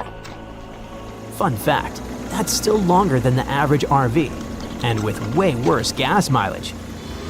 To be fair, the Mississippi Museum of Natural Science already had a couple of mosasaur fossils in its collection. But this newcomer might just steal the spotlight. And this isn't an isolated incident. In 2015, paleontologists unearthed the skull of a 24-foot-long mosasaur in North Dakota. Years later, a private fossil hunter, yes, that's a thing, found an equally huge mosasaur in Texas. Well, its jaw at least. These sea monsters, also known as sea dragons, by the way, actually have one of the wildest origin stories in paleontology. The very first skull was found way back in 1764 in a chalk quarry in the Netherlands. And at the time, scientists thought it was a whale. Then came a second skull, which was so impressive that French revolutionaries literally looted it during the siege in 1794. Legend has it they swapped it for 600 bottles of wine. Doesn't sound like a fair trade to me. That fossil actually helped pioneer the concept of extinction and got paleontologists buzzing for centuries. Since then, mosasaur fossils have popped up all over the world, like ancient scaly celebrities leaving their mark. From the Mississippi backwoods to the deserts of Morocco, from New Jersey to Belgium, scientists have uncovered everything from teeth to full skulls, sometimes even misplacing them in museum drawers for centuries. So what exactly were these terrifying titans of the deep? Well, let's just say, if ancient oceans had a most likely to eat everything in sight award, the mosasaur would win it. Picture a gigantic scaly torpedo with a mouth full of about 60 razor-sharp teeth, including some growing on the roof of its mouth like dental overkill. It had a long, muscular tail for propulsion and 4 paddle-like limbs that worked like turbocharged oars, letting it cruise through warm, shallow seas like a reptilian speedboat. Scientists believe they were close relatives of modern monitor lizards and snakes, which honestly just makes both of those animals way more terrifying. Some mosasaurs even might have had adaptations for sensing vibrations in the water, allowing them to detect movement from a distance, similar to how sharks use electroreception today. Their eyes were well developed too, giving them sharp vision in the dim ocean depths, a key advantage when hunting fast or elusive prey. But what really makes mosasaurs the stuff of prehistoric nightmares is their attitude. They were apex predators, and they knew it. Those sea monsters weren't picky eaters. Fish, turtles, birds, sharks, other mosasaurs. Basically anything that moved was dinner. Fossilized mosasaur stomach contents prove they practiced family dinner in the most metal way possible. If they were around today, your beach day would be a lot more exciting. Probably shorter. These guys were so intense, they dominated the whole world. It's safe to say, mosasaurs were the undisputed rulers of the late Cretaceous oceans. And like today's orcas or great white sharks, they probably used ambush tactics, sneaking up on prey from below before striking with explosive force. Bite marks found on the fossilized bones of turtles and even other mosasaurs suggest intense underwater battles worthy of a blockbuster movie. But how did one end up in Mississippi of all places? Well, rewind the clock about 80 million years and you'll find part of North America underwater. A vast shallow sea known as the Western Interior Seaway split the continent in two, running from the Gulf of Mexico to the Arctic Ocean. It was warm, teeming with life, and yes, crawling with sea monsters. This prehistoric seaway was a watery wonderland. Imagine long-necked plesiosaurs gliding through the water, birds with teeth diving for fish, and oysters the size of car tires clinging to reef-like structures. Even giant fish like this weird guy over here called it home. This ancient inland sea stretched over 600 miles wide in some places, but it was no more than a few hundred feet deep, making it ideal territory for predators like mesosaurs to thrive.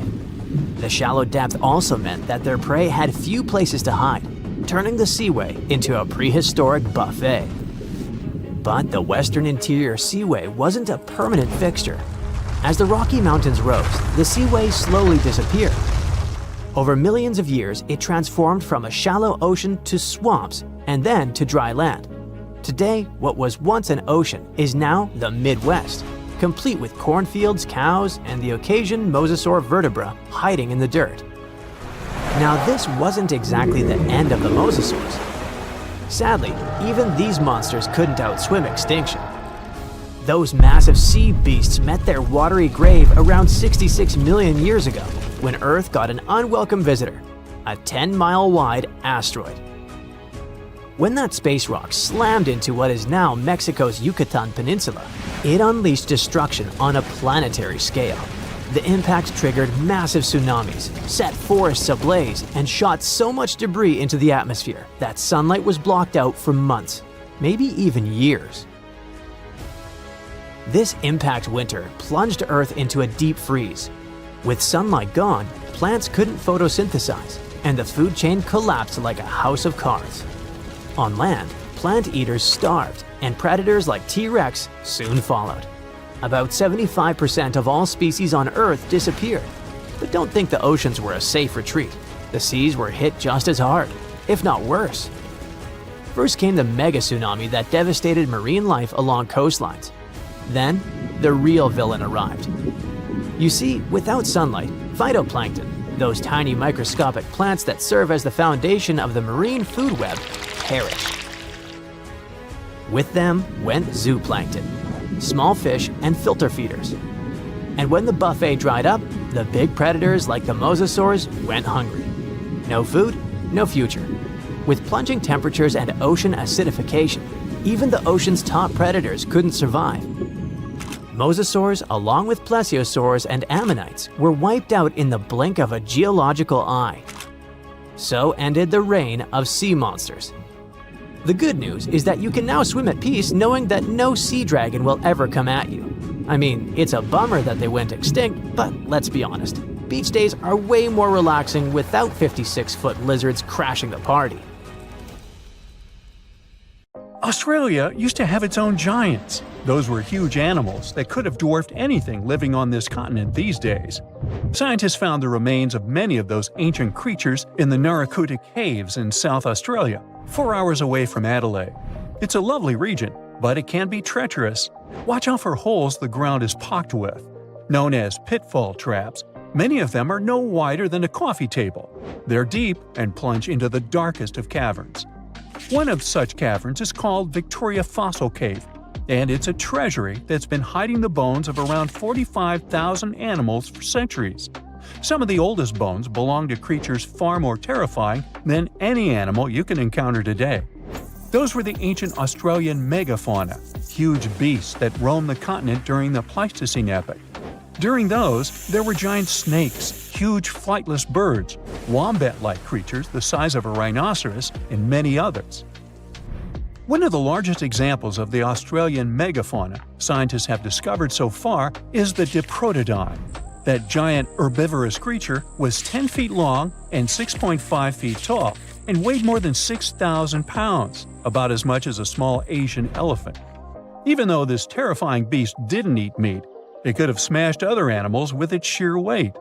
Scientists have found the remains of hundreds of such creatures all over Australia, so it's safe to say that no other animal from that time or in that location was larger than this giant. Despite its creepy appearance, the Diprotodon was a relative to the modern-day wombat, and those are known to sometimes pounce humans. The Diprotodon had toes that pointed inward and were well suited for digging burrows. On the other hand, Diprotodon was a giant, and it was unlikely that it used to do so. It was likely a trait it had inherited from its smaller burrowing ancestors, or it could have used its claws to search for roots. This theory is supported by the fact that the animal's pouch was facing backward. It prevented any dirt from collecting inside while the creature was digging. Since this animal was so big, it didn't have to worry much about predators. Up until 60,000 years ago, when the first humans appeared on the continent, full-grown Diprotodons only had to look out for creatures like the Quincana. Measuring in at a whopping 20 feet long, the Quincana was a land crocodile. It lived in Australia from around 20 million to 40,000 years ago. It disappeared along with most other mega creatures of the last ice age. It's thought to be the result of the first humans coming to the continent. Even though the Quincana was extremely fast and dangerous, it was possible that this creature got outcompeted by human hunters who took all available prey. Unlike modern crocodiles that are mainly aquatic, that mighty beast was a land dweller. Scientists figured it out by studying the Quincana's legs. They were able to support and carry the body clear off the ground. It means there was no escape for ancient people once the Quincana spotted them. Modern crocodiles can only push themselves along on their bellies. Such an adaptation allowed the Quincana to chase its prey for long periods of time, exhausting it in the process. Another creepy feature of this ancient monster was its teeth. Aquatic crocs have conical teeth. Those are great for gripping and holding on to prey underwater. But Quincana had knife-like teeth, ideal for slicing soft-bodied animals like, mammals. Another Australian monster, Thylacoleo, wasn't all that large, but it didn't make it any less terrifying. It was still among the top predators and the biggest carnivorous animals in Australia. This creature was a true oddity of nature, even by prehistoric standards. First, its teeth resembled not those of a regular predator, but those of a rodent. Its front incisors were enlarged, taking the place of canines. Premolars were also shaped like blades. They were used for cutting flesh and bone. At first, scientists thought that Thylacoleo used those teeth to eat nuts and fruits. But later, a study showed that the use of such teeth was better suited on necks and spines. Uh-oh. The jaws of this ancient creature were immensely powerful. A 220-pound Thylacoleo had a bite force similar to that of a present-day 550-pound lion. It means that the animal could easily bring down prey much larger than itself. Then there was Thylacoleo's tail. It had strong muscles which provided the animal with the ability to use the tail as support when tackling large prey. The Thylacoleo had retractable claws, and this feature is very uncommon among marsupials. It allowed the animal to keep its razor-sharp hooks from getting blunt and could help it get a better grip on its prey. Scientists are quite sure that, like today's leopards, the Thylacoleo could climb trees and jump on other animals from above. It was done so fast and stealthily, they never knew what hit them. The creature's rear feet support this theory. The first toe there was reduced, but the foot had a rough pad like what modern-day possums have. It allowed them to have a better grip while climbing. Right after scientists found the first skull of the Megalania, this animal was classified as a lizard. That's why its name translates to small groomer. But after they discovered more complete fossils, it turned out that the Megalania was a giant turtle. But that's not all. It was one of the largest land turtles to ever have existed. The main reason researchers initially believed the creature to be a lizard was the fact that its skull was adorned with a series of spikes. It's something the modern-day horned lizard can boast. But even after discovering the true nature of the Megalania, scientists still don't know how to properly catalog it. It might have been a creature that folded its neck under its spine, or it could have folded it to the side. Beside those defensive mechanisms on its head, the Megalania was also equipped with a spiked tail, which was probably used to prevent predators from attacking the animal from behind. Most species of the Megalania disappeared around 2,000 to 3,000 years ago because of humans who hunted them to extinction in both Australia and on the surrounding islands. It took around 2 centuries for these turtles to go extinct in that region of the globe. The Megalania was a giant Australian lizard that existed at the end of the Pleistocene epoch.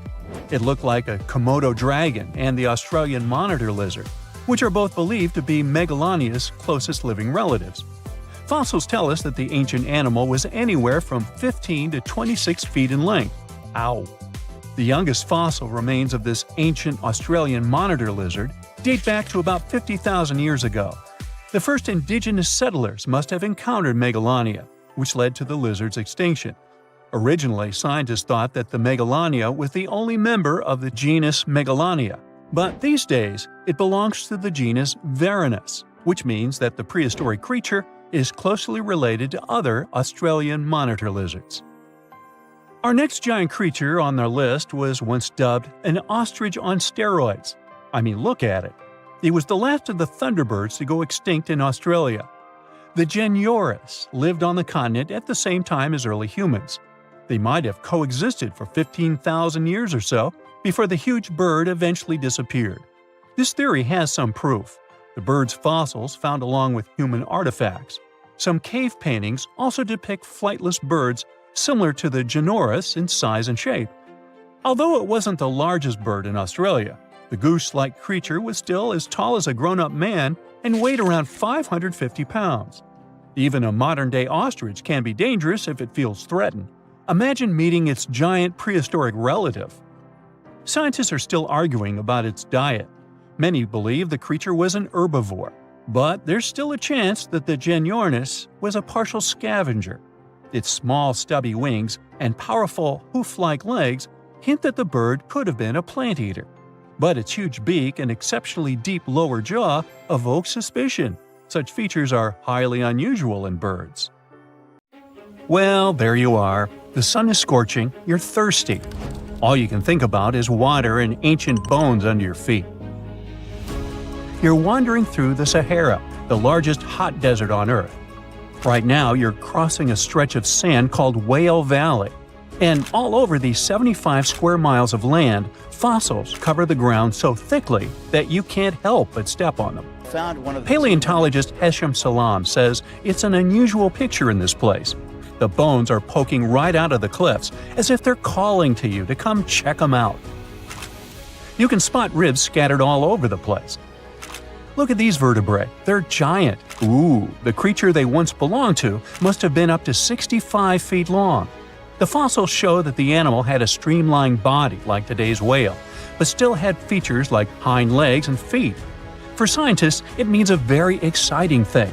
They might have discovered a fully intact skeleton of a prehistoric whale. It was an animal that lived in this area when Egypt was underwater. You see, today, the Valley of the Whales is the world's largest ancient whale graveyard. You're likely wondering what marine animals are doing in a desert more than 100 miles away from the nearest coast. Well, millions of years ago, this desert was at the bottom of a massive ocean called the Tethys, which stretched from Europe to India. When sea levels dropped, the ocean left behind a seabed covered with fossils.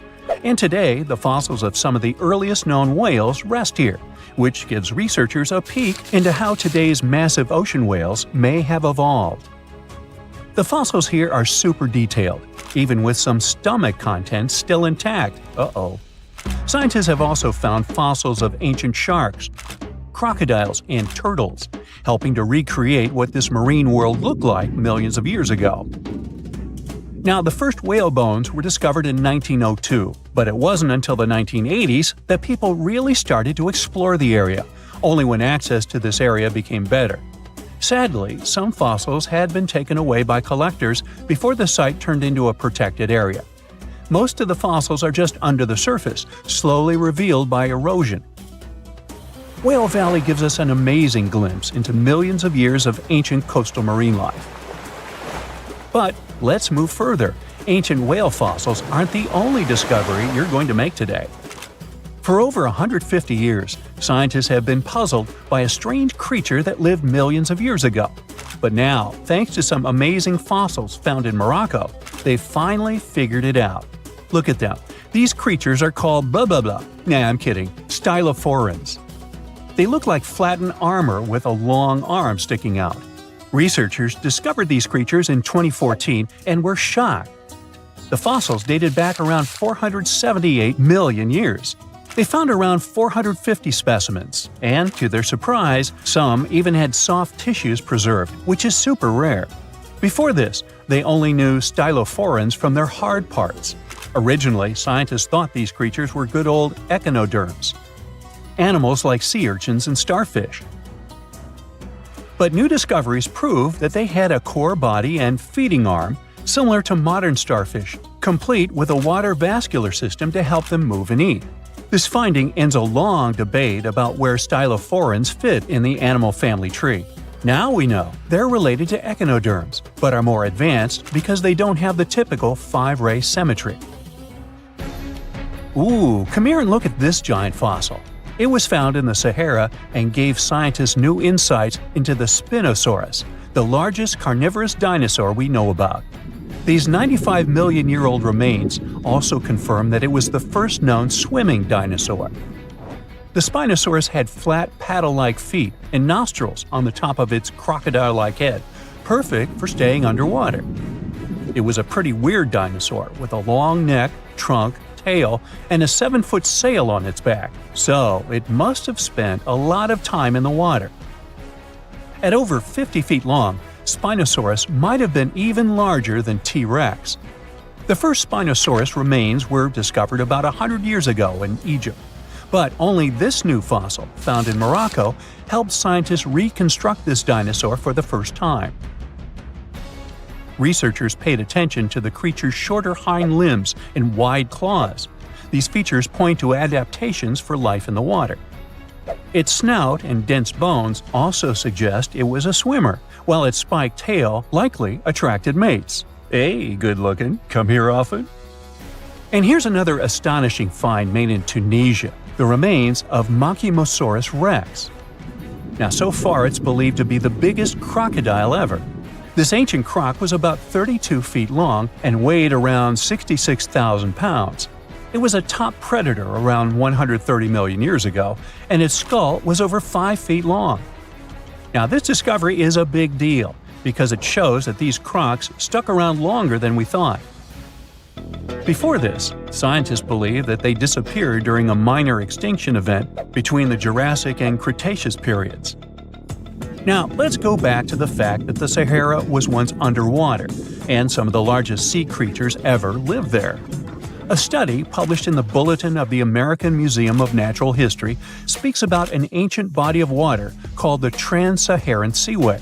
It existed between 150 million years ago, covering parts of Western Africa. Scientists spent 2 decades trying to recreate this prehistoric underwater world. They found it was warm and shallow, home to some pretty terrifying creatures, including 5-foot-long catfish and 40-foot-long sea snakes. Yikes! The seaway was cut off from larger oceans for long stretches, which may have helped these predators grow larger because resources were always available. It's a classic case of evolution at work, leading to what scientists call gigantism in isolated environments. But all that water didn't just disappear with no trace. Under the sands of the Sahara, scientists have discovered a massive ancient lake, which they're calling a mega-lake. Makes sense? This lake formed around 250,000 years ago when the Nile River flooded the eastern Sahara. At its biggest, this lake covered over 42,000 square miles. It's about half as big as Kansas. They also found evidence of a smaller lake, 93 miles west of the Nile, at a slightly lower level and covering 18,600 square miles. All of this adds to growing evidence that once, North Africa had many lakes that might have created migration routes, helping early humans move across the continent. Now, in the Sahara, you can find not only fossils of bizarre animals. In May 2020, some weird rocks with greenish crystals were discovered in a sandy region in southern Algeria's Sahara Desert. When scientists checked them out, they found out these rocks weren't from Earth. They were actually pieces of a meteorite called Erg-Chek 002. This meteorite is super old, like the oldest volcanic rock ever found. It melted ages ago in the fiery heart of an ancient protoplanet that no longer exists. Researchers had recently published a study in Nature Communications, revealing that they have analyzed lead and uranium isotopes in Erg-Chek 002 and found out it's more than 4.5 billion years old. Another cool discovery made in the Sahara is quite unexpected. A few years ago, scientists found what they think are the world's oldest colors, and they're bright pink. These pigments were uncovered from rocks that are around 1.1 billion years old in the Sahara Desert. The colors came from microscopic organisms, as animals didn't exist back then. The discovery was made by a PhD student who crushed the ancient rocks and analyzed the pigments. These pink pigments are actually ancient chlorophyll from photosynthetic organisms that lived in an ocean that's long gone. Researchers are now sure that this finding could help explain why larger, complex creatures showed up much later in Earth's history. Before these colors were discovered, scientists didn't know what was missing in the food chain that delayed the evolution of larger animals. Now they understand that tiny cyanobacteria were at the bottom of that chain. Apparently, this discovery is not just about finding some old pink stuff. Scientists believe it's a breakthrough in understanding the history of life on Earth. A piece of whale rib has recently been found in a North Carolina mine. Not a big deal, some might think. Hey, why can't a whale be a miner, right? But this fragment offers scientists a unique glimpse at the interactions between prehistoric sharks and whales from around 3 to 4 million years ago. The thing is, 3 tooth marks embellish the rib. That means that the whale was once badly bitten by an animal with a super powerful jaw. Judging by the spacing between the tooth marks, and it reaches almost 2.5 inches. This animal could be a mega-toothed shark. I'm talking about the megalodon. Or it could be a different shark species which was around at that time. The curvature of the shark's jaw shows that the animal was relatively small, between 13 and 20 feet long. Yeah, small. As for the whale, it seems to be the ancestor of a great blue or humpback whale. Researchers are amazed. You don't usually expect to find evidence of animal interaction and behavior preserved in the fossil record. After examining the sample carefully, they concluded that the shark must have gone away with a mouthful, but the whale had survived because most of the fossil fragment is covered with what is known as woven bone. It quickly forms in response to localized infection. Such bone isn't particularly strong, and later the body remodels it into compact bone tissue. But it takes time. The presence of this bone means that the healing was incomplete and the whale passed away 2 to 6 weeks after the unfortunate encounter. On the other hand, its demise could have been unrelated to the infection and injury. Only a handful of fossils show such kinds of interactions between ancient animals.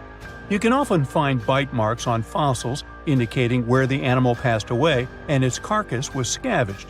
But this fossil is one of a few examples that not only show a wound inflicted by another animal, but also demonstrate that the prey survived. All fossils are exciting for paleontologists. Yes, they need to get out more. But some might look terrifying to regular people. For example, look at this picture of tentacle arms and octagonal-shaped heads. When it first appeared in mass media, internet users claimed that it was some ancient organism that had come from space. Others thought the story was fake, but in fact, both the picture and the fossil are real. The fossil is known as a mortality plate, a fossilized representation of a mass extinction event of one or several species. The fossil actually contains more than a dozen specimens of a type of marine organism called a crinoid. Despite their looks, crinoids were not plants but marine animals. This particular species lived deep underwater on the seafloor. Crinoids were related to starfish, sea urchins, and brittle stars. These creatures could attach themselves to the seafloor with stalks made up of flexible porous discs connected by soft tissue. The stalks were hollow, and that's where the animal's nervous system was located. Crinoids absorbed oxygen through thin-walled tube feet. The creatures usually reached the length of more than 8 inches and had 5 arms lined with leathery-looking tentacle-like structures. They fed on plankton and sloughed off organic material. Now, even though these fossil finds seem to be super exciting, few creatures in the fossil record confuse scientists as much as the Tully Monster. This curious sea creature sported a toothy, trunk-like snout and eyes splayed out on a rigid rod. But the most bizarre thing? It has been impossible to classify. Researchers have been considering a variety of organisms, for example, segmented worms, swimming slugs, and primitive eel-like creatures, since the monster was discovered in 1966. Recently, they have even tried to connect it to some species of jawless fish with a backbone-like structure. A team of scientists from Japan has used high-resolution laser scanners to examine the anatomy of Tully Monster fossils in 3D. They concluded that the enigmatic fossil might be an invertebrate after all, and still, the true identity of the creature remains elusive. In the 1950s, amateur fossil hunter Francis Tully found a ghostly imprint of a torpedo-shaped organism with a huge tail fin in the Mazon Creek fossil beds in Illinois. Tully had never seen anything similar to the torpedo structure. He took his find to Chicago's Field Museum of Natural History. Paleontologists working there were baffled as well. Since then, scientists haven't been able to determine where the creature fits on the phylogenetic family tree, or where they should spend Thanksgiving. In 1741, an explorer and captain named Vitus Johansen Bering led an expedition to map the coast of Alaska. The ship he was on got shipwrecked on what later became known as Bering Island, and they got hungry. Half the crew survived thanks to the discovery of an extremely large sea cow. With the meat of these animals nourishing them, the sailors managed to build a small ship from the wreckage and return home. On their way back, a scientist who was among them spent his time documenting the animals and plants they had found. The sea cow was particularly interesting because without it, the crew wouldn't have survived. These animals were more than 26 feet long and weighed around 10 tons. All sea cows are member of the order Sirenia, marine mammals more closely related to elephants than cows. The scientists described them as having black skin, a small head, and stubby forelimbs. Those sea cows floated on the water's surface, munching on kelp. After the information about these animals became widespread, sea otter fur trading expeditions made use of that convenient depot en route. Sea cows were docile and could be easily hunted. Long story short, within 27 years after the scientists mentioned those animals, they were driven to extinction. But it's not the saddest part. The fossil record reveals a much deeper and darker history. Fossils of sea cows have been discovered all over the world, from Japan to Mexico. It means that the animal once thrived in the vast kelp beds around the entire North Pacific Rim. That small population discovered by the expedition was probably the last remains of a once much larger and way healthier population. More likely, Aboriginal hunting had already reduced the numbers of these animals to near extinction levels, and the final blow came from Western hunters. The living close relatives of those ancient sea cows are rarely hunted today. Still, they're under threat of extinction themselves. To some, this amazing fossil might look a bit disturbing. Slaves' lentils are fossils that belong to animals called nummelites. They lived and thrived in a warm, shallow sea covering part of Egypt around 40 million years ago. The name nummelites hints at the fact that larger specimens resemble coins, and in Egyptian folklore, they're even referred to as angel's money. These creatures have a simple, single-celled structure, which contrasts with their super intricate skeleton. Look at this series of spiral overlapping whorls. Each whorl is divided into countless tiny chambers. Nummelites can grow to be 4 inches in diameter, and still, they are the fossils of single-celled animals related to amoeba. How and why did they grow to be so large? The reason could be their symbiotic relationships with other smaller organisms. In the case of modern species, such symbionts are tiny golden-brown single-celled algae called diatoms. The shells of nummelites are relatively transparent, and since they're flat, there's a large surface area for the light needed for the diatoms to photosynthesize. For some reasons, scientists are still debating about them. The presence of plant symbionts in animals dwelling in the sea encourages the growth of a calcareous skeleton in hosts. So, the gigantic size of the nummelites in Egypt could be due to their close relationship with symbiotic diatoms. Does that make sense? Fun fact: a species of nummelites evolve very fast, and their fossils change from one layer of sediments to the next. So, the limestone used for the pyramids of Giza are so packed with such fossils that it's known as nummulitic limestone. This limestone also contains 2 kinds of nummelites, the smaller slave's lentils and the larger angel's money. But those are not different species, but rather different stages in the life cycle of a single species. Ooh, from giant spiders to venomous snakes, we all get freaked out by Australian creatures. Yeah, me too. But newly discovered fossils show that things were way more dangerous 120 million years ago, when this land was completely ruled by massive razor-clawed megaraptors. Yeah, I'm glad I wasn't around then. These dinosaurs were about 26 feet long and walked on 2 legs, just like the famous T-Rex. They were fast, fierce hunters, with a superpower: their hug.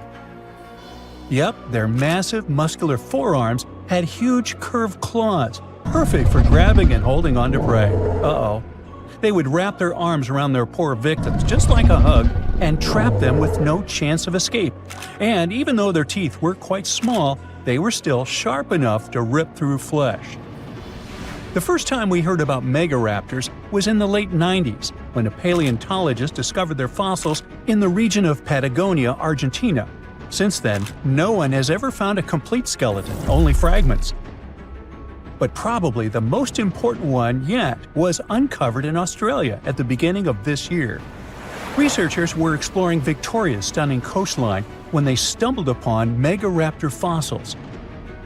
First, they spotted bones from its lower legs and a few vertebrae washed up on the beach. Even though they were working with just a couple of fragments, a deeper analysis confirmed that these belonged to a megaraptor. And not just any megaraptor, it was the oldest one ever discovered. This discovery gets even more exciting because it adds weight to the theory that these dinosaurs might have originated in Australia. But we already knew that they roamed the land down under since early 2023, when researchers found the top of a Megaraptor skull in the country. So let's rewind a bit. We first found their remains in Argentina, right? Right. But then, years later, researchers found fossils of the same family of dinosaurs on the other side of the world, in Australia. If the ones in Oceania were older, how did these creatures end up in South America? Of course, they didn't fly there. They didn't cross continents by swimming either, although there is a theory that they could swim. Remember, we're talking about the dinosaur era, which happened millions of years ago. And back then, Australia and Argentina were actually pretty close. Basically, they were one. Both lands were part of the supercontinent known as Gondwana, and they were connected through Antarctica. Wait, but wasn't this path freezing? I mean, yeah, these dinos had to pass through Antarctica to get to their destination, but they weren't freezing their tails off. This all happened during the mid-Cretaceous period, when the weather was super warm. Back then, the poles were covered in plants, not ice. So let's just say they took full advantage of the good weather to make the crossing. Now, about 180 million years ago, Gondwana started to break apart. At some point, Australia drifted away from the supercontinent, cutting it off from other landmasses, including South America. That's why the same dinosaurs showed up in completely different parts of the world. Mystery solved. Now, let's get back to that recent discovery. The researchers didn't just find a few traces of megaraptors on the beach. In total, they uncovered 250 dinosaur bones at the site, but only 5 of them were really important. They belonged to 3 different species of dinosaurs that, as it turns out, all lived in Victoria at the same time. So yeah, we've already talked about those first 2 bones. They were from the Megaraptor. Next, we have a shin bone from a Unquestionable. That's my best shot at pronouncing it. It's a dino also known as the southern raptor. This is a type of dromaeosaur with a long snout. And the last 2 shin bones of different sizes came from a Carcharodontosaurus, whose name means shark-toothed lizard. This one is a particularly big deal for 2 reasons. Number 1, it's the first evidence that this species lived in Australia. And number 2, it was small, and that is pretty surprising since we've always thought of this species as being massive. Fossils found in Argentina, for example, show this dinosaur reached a length of about 36 feet. But the one in Australia was much smaller, measuring only around 6 to 10 feet long. And that's still plenty big. Basically, what we're saying is that the way predators were ranked in these 2 parts of the world was completely different. In South America, Carcharodontosaurs grew to massive T-Rex-sized giants, towering over megaraptors and dominating the landscape. But in Australia, it was the complete opposite. There, huge, powerful megaraptorids roamed the land alongside smaller Carcharodontosaurs. So the predator dynamic was different. And all of this just shows how unique the ecosystem in Victoria was back then.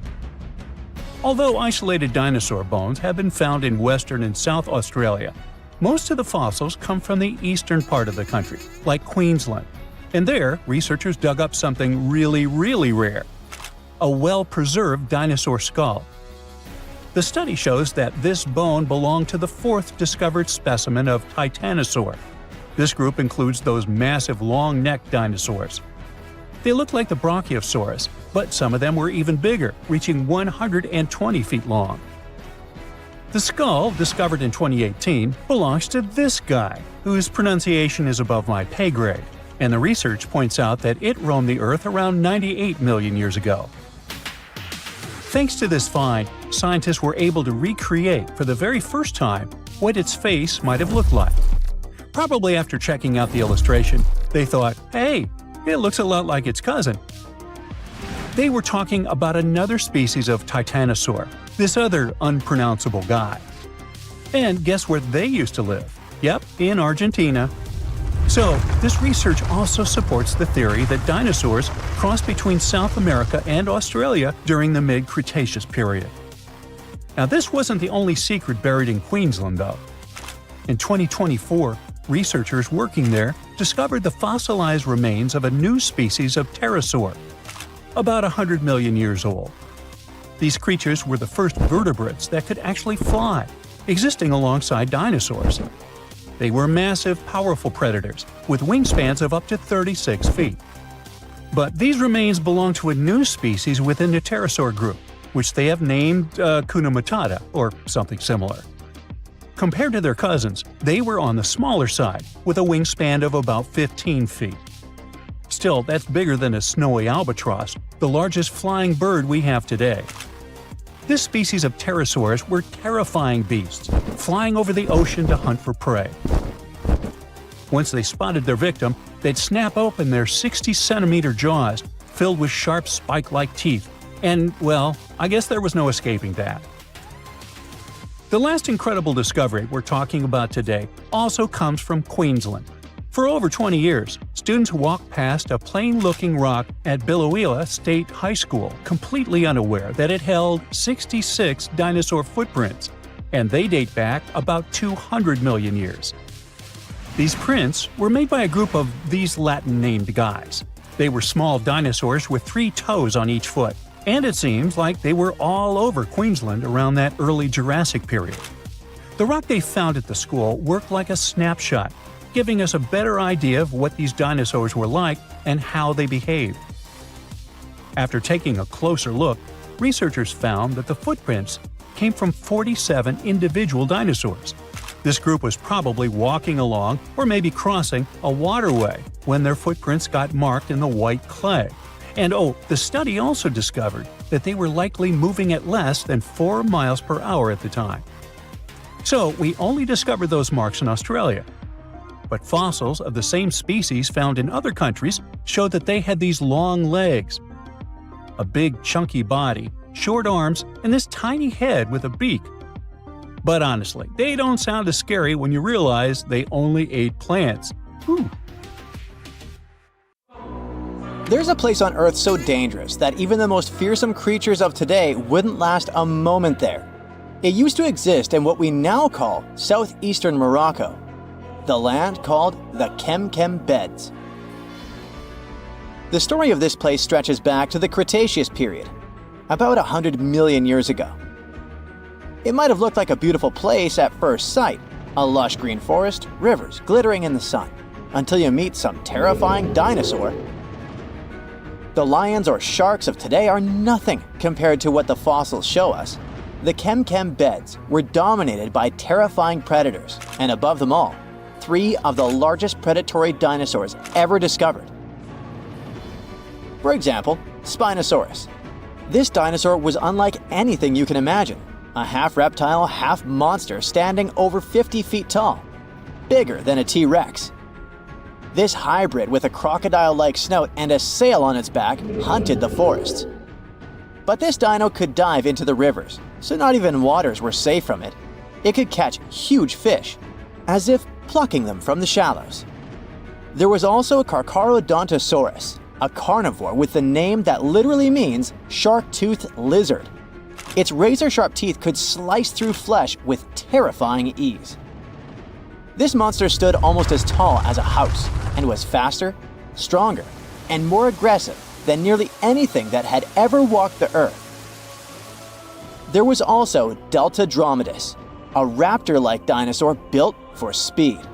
It was a quick-moving ninja that stalked its prey with horrifying precision. Oh, and the skies were a fun place too, with all these pterosaur creatures flying around. These guys are often mistaken for flying dinosaurs, but they were actually a different kind, more like close cousins of dinosaurs. These majestic reptiles soared above the Chem Chem beds and had wingspans that could stretch up to 30 feet.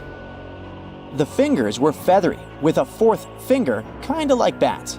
They could glide through the air so easily thanks to their super light skeleton. But it wasn't just the dinosaurs that made the Chem Chem beds so horrifying. The waters also hid their own dark secrets. They were home to giant, terrifying fish and crocodile-like creatures. Their jaws were strong enough to crush bone, and they were lurking beneath the surface, waiting for anything unlucky enough to stumble into their path. One of the river creatures was Sarcosuchus, also called the super croc. Being about 40 feet long, it could easily swallow an adult human.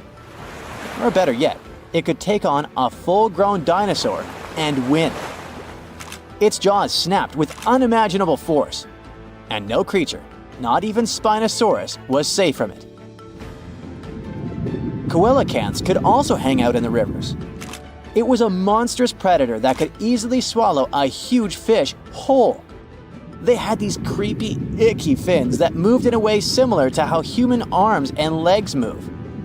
And they could also kind of raise their heads like humans because of a special joint in their skull. Ew.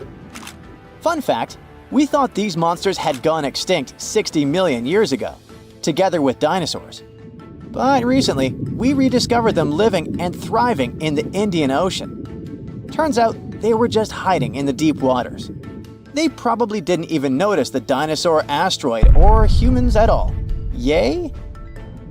Don't worry, over millions of years, they became basically harmless. They got 4 to 5 times smaller, even though they still weigh about 200 pounds. Just imagine what they were like back in the day. Chem Chem waters were also home to giant lungfish and other creepy aquatic creatures. So you couldn't even drink or take a swim safely without getting bitten by something. Whew, what a place. Even turtles there were the size of cars. Imagine trying to survive in a world where creatures like this are literally everywhere. And I mean everywhere. This place was unique not because huge beasts lived there, but because of the sheer number of predators. You might think, it shouldn't be that easy for all these predators to hang out in one place, right? And you're right. Seems like prey was scarce there. That's even more chilling. All the predators just wandered around, hunting whatever meager life remained. And if there's none, then fighting each other. For years, scientists have wondered why it was the case. Maybe that's just how life was back then. And all corners of Earth were crazy like that. Or is there something special about this place?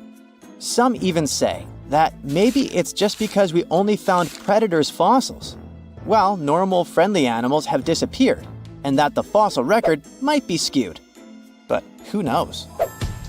And the environment itself was just as fascinating as the beasts who lived there, just a bit more friendly. It's hard to imagine, but back in the day, this desert was a green paradise, humid, and full of rivers. The heat of the sun scorched the land. The climate was hot, so hot that even the poles were warm. The weather there was extreme. Dry seasons followed by intense storms, which shaped the land and life. The giant rivers carved their way through this landscape. They stretched from the Sahara, emptying into the ancient Tethys Ocean to the north. If you were there, you'd see vast, interconnected basins, and beyond them, the central Atlantic Ocean. The floodplain stretched out beneath a sweltering sky. The rivers were just as wild as local animals, flowing lazily one day, but raging like furious beasts the next. At first, these rivers were powerful, carving deep channels through the land and creating wide sandbanks. But over time, they slowed down, and the landscape changed into shallow ponds and salt-covered flats. As water gradually faded away, it left behind a patchwork of wetlands and slow-moving waters. Right now, the Chem Chem beds is a vast, rugged desert where time has stood still for millions of years. If you visited it, you'd see a giant escarpment, its rocky face winding along the border of Morocco and Algeria, bathed in the sun's harsh light. Beneath your feet would lie layers of fossilized history. That's one of the reasons why scientists were long fascinated with this place. It must be one of the most comprehensive collections of fossils ever discovered in northern Africa. There are fossils from other parts of Africa, of course, like Egypt's Bahariya Formation. But they don't tell us much about life during this time, not like Chem Chem. That's all because those rivers we mentioned in hotter and drier places, they've eroded or still remain buried under the sand. The first discoveries from Chem Chem began in the late 1940s. A scientist named Schubert uncovered bony fish fossils among the escarpment near the Morocco-Algeria border. Just a few years later, a paleontologist, René Lavocat, took things to the next level. Traveling by camelback, he scoured the desert landscape and uncovered a real treasure trove of fossils. He found the partial skeleton of a massive herbivore dinosaur. Finally, at least one peaceful creature in the Chem Chem beds. This long-necked giant roamed the ancient river valleys and ate leaves like a good boy.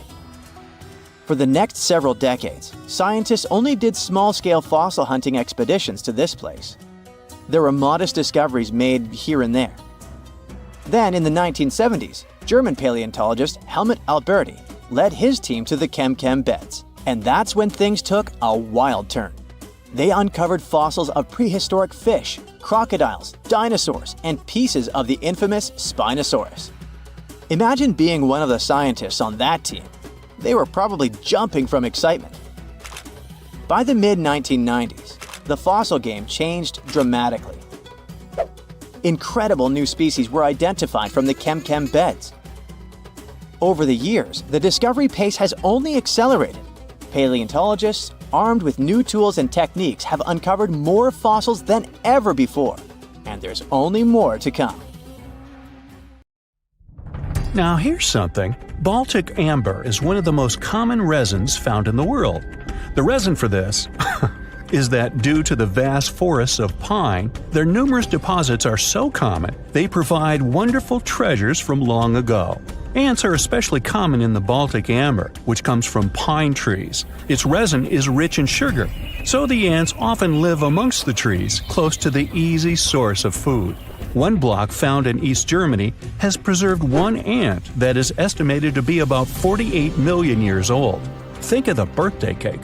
But what makes this find interesting is another animal inside the amber. It's a mite, notorious hunters in the insect world, capable of traveling at great speed. These guys quickly latch onto their hosts, sucking them dry. They're also capable of destroying entire hives in one go. And within this piece of amber, the amber provides a display of their final struggle. In Southeast Asia, feathers belonging to something unique have been found from 80 million years ago. They were captured in resin during the Cretaceous period, a peak time for dinosaurs. The many feathers inside are from the Coelurosaur. It looks like a dinosaur, but this animal is more related to birds. Other feathers like this have been found in resin. They belong to avian and other non-flying dinosaurs. The discoveries have helped reimagine what dinosaurs actually look like. Still, dinosaurs may have had feathers instead of being completely bald. Of course, for most of them, the feathers weren't used for flying, but they helped the dinos stay warm. However, the feathers weren't all that was found, and a part of the Coelurosaur's tail is also preserved. Still, it's so small and ancient that its DNA hasn't survived to map their entire genome. The enclosed tail is also very delicate, and it can't be removed from its protective amber shell. But although these findings can only be observed, they've still provided a great insight in the evolution of birds. But how does amber preserve things so effectively, even at the initial stages? The trees produce the resin to protect any small gaps in the bark against feeding insects. Its antiseptic nature and lack of water content ensures it doesn't degrade for a long time. This also makes it more resilient as it petrifies over long periods, eventually becoming a fossil. Some of the oldest amber ever found was from the Triassic period, showing how long it can last. The pieces from Italy are about 230 million years old. And inside one of these ancient droplets holds the oldest arthropod ever recorded. This mite found inside has provided a broader understanding to their evolution. Today, they're known to mainly annoy gardeners by feeding on the petals of flowering plants. However, at the time the mite was caught, flowers didn't have any petals, and it would be without this tasty meal for another 100 million years. Now, 100 million years ago, Myanmar was part of Gondwana, the great supercontinent. At that time, Myanmar wasn't part of Asia yet. But it was still lush with a great forest, which contained many species of lizards that lived amongst the undergrowth, hiding away from dinosaurs. Many of them have been stored within amber. This fact helped discover ancestors of geckos and chameleons. By using CT scans, scientists have analyzed them, providing a glimpse into the formation of their scales, teeth, feet, and claws. It also provided an understanding of how these archaic creatures once appeared. Although mostly pieces of lizards, by using modern technology, the scientists have been able to create 3D images of the lizard. These images can reveal how those guys appeared in their full form. The images show that they still retain some of their exact features to this day, like the chameleon's sticky pads used for climbing. A salamander fossil from around 20 million years ago is one of the most intact specimens ever found in amber. Details of its final moments show that it had been attacked before getting stuck in the resin. However, what's confusing about this find from the Miocene era is that the amber was found in the Caribbean, but it came from a tree that's closer related to those from East Africa. The lizard also has ancestry from the same area. Finds like this have opened a whole new understanding about how these small lizards migrated. It's expected that they would have ridden fallen logs, which took them across the seas to new homelands, not only to the Caribbean, but to all continents except for Antarctica. Nobody goes there, it's too cold. In the Dominican Republic, you can find some of the rarest of all ambers. This Dominican amber came from neotropical forests from around 20 million years ago. Many of the trees that made the resin are now extinct. The amber is almost completely see-through and can come in an array of beautiful colors. The most common colors are red, yellow, and even blue, and are easily mistaken for gemstones. One was found with a flea caught in it, dating to when the forest was at its peak and the mammalian variety thrived. Fleas were likely common at the time, and this flea in particular had recently fed on a mammal before getting stuck. However, something more intriguing was found within the flea. While scientists checked what mammal DNA was within the flea, they found that it was carrying an ancient bacterial blight.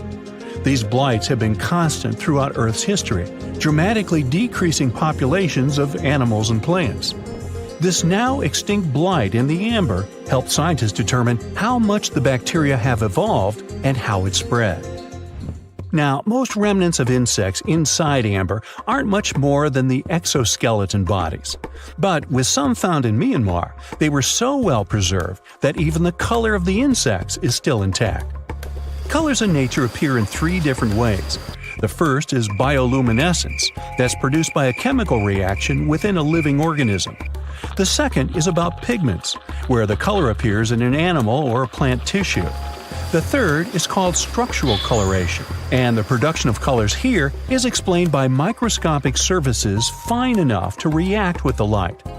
The rare insects in amber were found in the form of structural coloration, but only at specific wavelengths. It all explains the very intense colors rarely found. 99 million years later, these bugs can still show their vibrant colors – blue, purple, and green. Some of them appear so different in color and shape that they almost look like they're from another world. Which of course they are, a very old one. Ants have been around for about 168 million years, based on fossil evidence provided. They're well known for their social hierarchies and their hive mind system. They've dominated almost every corner of the insect world, but when these social capabilities came about have been difficult to determine. Yet, recently, amber dated from 100 million years ago has shed some light into their evolution. Several amber pieces have preserved various ant types, including the worker ants, guardian or soldier ants, and even a queen ant. Before these pieces were found, it was estimated their social nature occurred millions of years later. A piece of amber dated 100 million years ago helped shed light on the evolution of birds. A perfectly preserved bird that hatched preserved in amber was already equipped with its flight feathers. With the earlier physical abilities, they would be capable of moving around the nest by themselves at a very young age, and it's expected they could search for their own food almost immediately. But as birds continue to evolve and spend more time in the skies, their brain developed larger for their cognitive abilities. After hatching, their early development was then more focused on the brain, and the chicks slowly became more reliant on their parents over time. In Spain, a massive treasure trove of amber and other fossils has been found.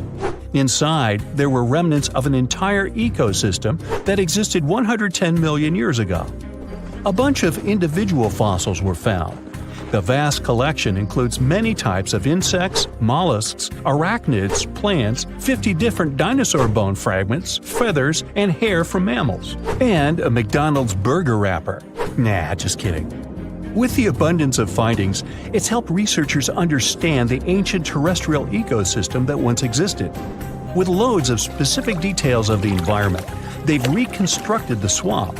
This way, it's now possible to experience what it was like in the world of dinosaurs. Humanity has been looking to the stars, searching for secrets that outer space is hiding. But deep underground, within the soil of our own planet, there are literal troves of fantastic things just waiting to be discovered.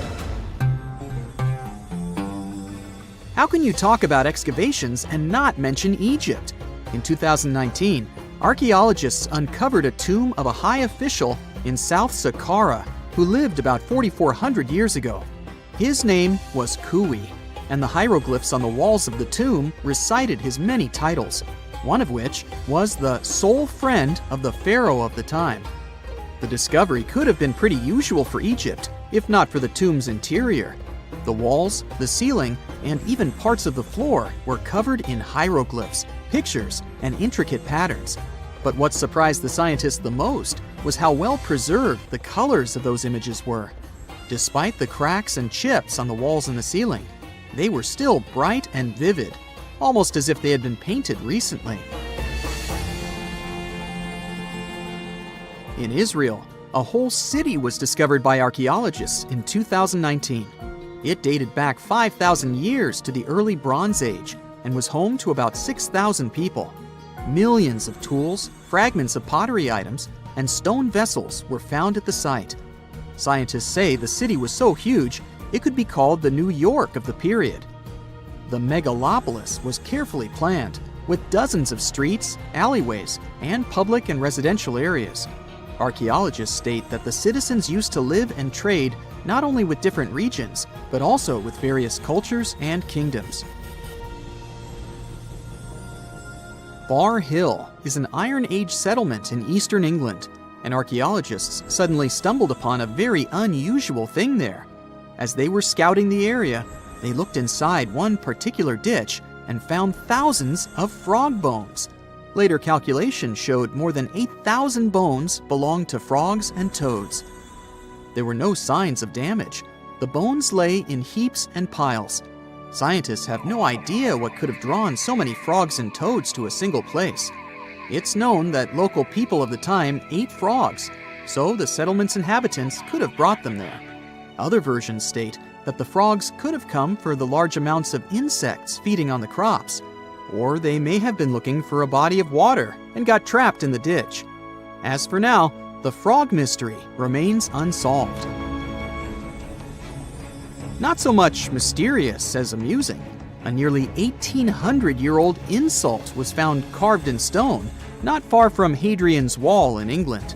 An ancient Roman fort just south of the wall had a lot of writing tablets, but this particular one was especially curious because of its contents. The stone mentioned some Secundinus and said a pretty nasty thing about him. In fact, this is the first stone graffiti ever found that indicates Romans did have quarrels amongst themselves. A rancher in Wyoming, not far from the town of Newcastle, was going about his ranching business when he suddenly stumbled upon a weird bone sticking out from the soil. As he carefully dug it out, he realized the bone belonged to a huge creature. It was larger than a bear. But even so, there were no bears in the area. The rancher called scientists to figure out what it was all about. When they excavated the parts, they ended up with 3 skeletons of dinosaurs, Triceratops to be precise. Researchers were astounded by the discovery for 2 reasons. First, the skeletons were surprisingly complete. There were limb bones, skull parts, feet, and parts of tails. Second, Triceratops had been considered loners because all the previously found skeletons were found alone. In this case, there were 3 of them. One seemed to be a youth, while the 2 others were probably its parents. Judging by the tooth marks on the bones of the largest of the three, a T-Rex attacked the family, and they couldn't escape from the huge predator.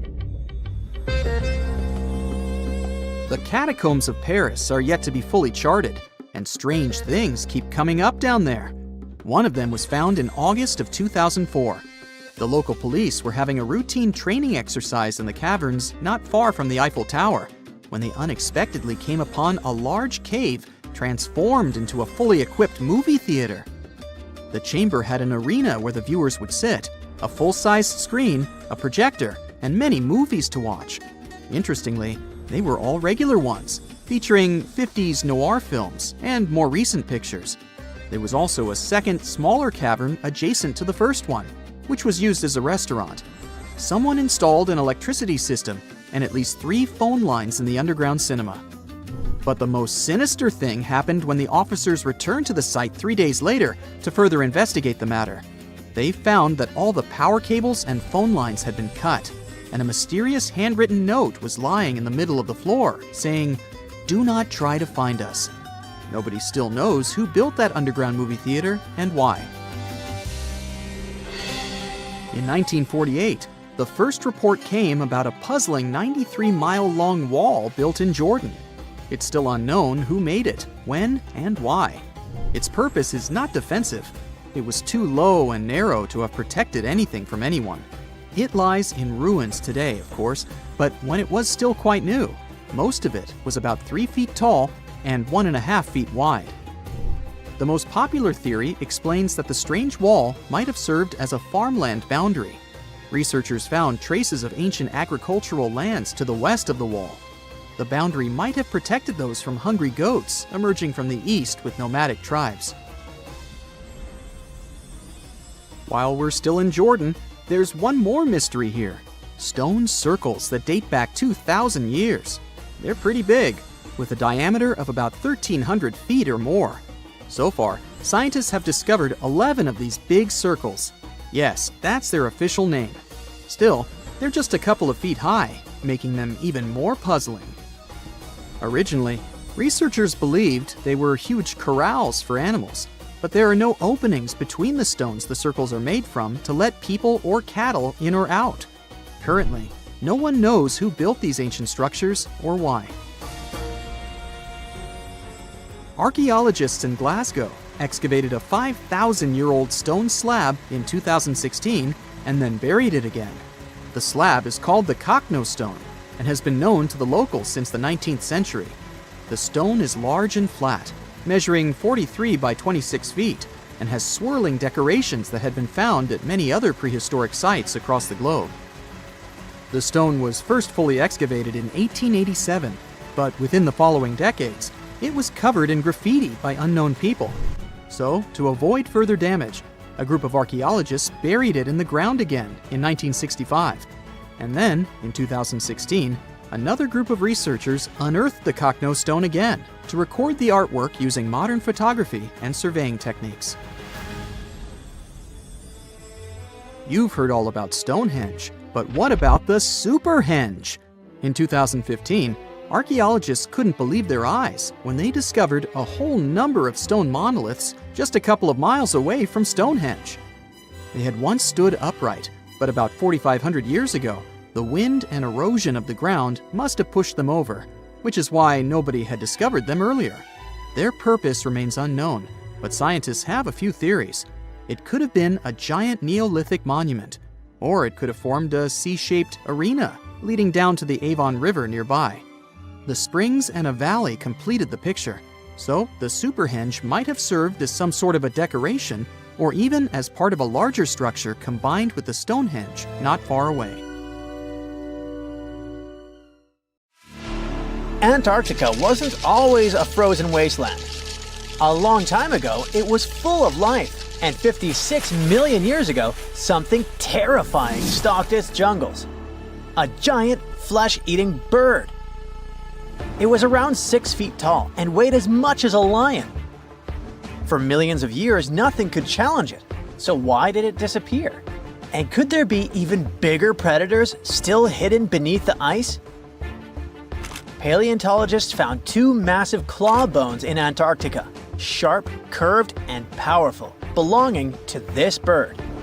They were dug up from the Epresian-aged rocks of Seymour Island, which means they're around 40 to 50 million years old. Their shape left no doubt. These were the so-called terror birds. Their scientific name is Forus raceti, some of the most fearsome predators to ever walk the earth. They were flightless and didn't even need wings. Instead, they could sprint at breakneck speeds, like ostriches from a nightmare. For millions of years, these birds ruled South America. But now, for the first time, their presence has been confirmed in Antarctica. No surprise here. Back then, South America and Antarctica were still connected, allowing animals to easily commute between continents.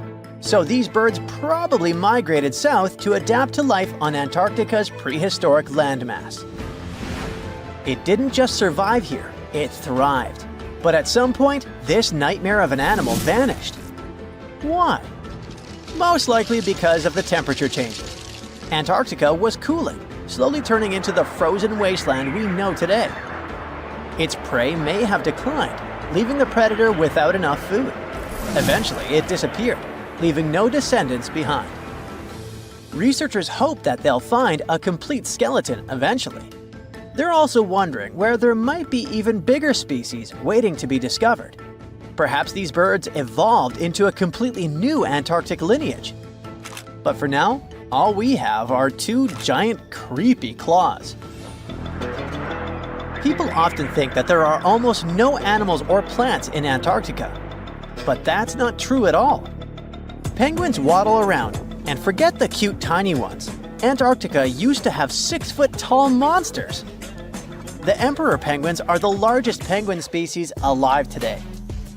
They can dive over 1,800 feet deep and hold their breath for over 20 minutes. There were giant ancient penguins around 38 million years ago. They were the size of humans. Fossils show they had long, sharp beaks, making them terrifying hunters of fish and squid. The fish there are also absolutely fascinating. Forget giant squids. Colossal squids are nightmares even bigger. Some reach over 40 feet long with massive, super sharp beaks and eyes the size of dinner plates.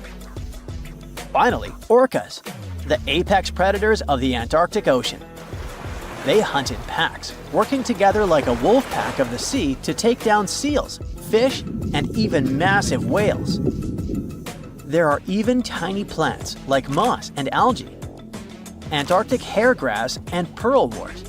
They somehow survive against all odds. There are many other myths going on about Antarctica. For example, some people think that when icebergs break off from glaciers, they immediately start drifting straight into the open ocean until they melt. But the reality is way more chaotic. First, when an iceberg breaks off from a glacier or ice shelf, it has to deal with underwater obstacles. It can stay stuck on the seafloor for decades without moving. Then, they get caught in powerful whirlpools and spin in place for months. One iceberg, a 23A, spent nearly 40 years frozen in place before finally breaking free, only to get caught in a swirling ocean vortex for another 8 months. After that, their paths are influenced by ocean currents, tides, winds, and even underwater topography. They don't just float freely. Their movements are full of literal, unexpected twists. And speaking of glaciers, another strange rumor is that some humans can't travel more than 311 miles inland in Antarctica because of an impassable ice wall, freezing jet fuel, deadly winds, and no oxygen. But this is completely false. Antarctica has been explored by planes, vehicles, and even scientists on foot. There's an entire research station sitting at the South Pole. People live there all year long. The ice wall is real, a massive ice cliff rising above the ocean. But that isn't some secret barrier, it's an ice shelf. These are thick slabs of ice that form when glaciers slowly flow off the land and spread over the ocean. Almost 3/4 of Antarctica's coastline is made up of them, but they don't form some giant ring around the world. Antarctica is one of the most extreme places on Earth. but we've conquered its challenges, and we keep learning more about it every year.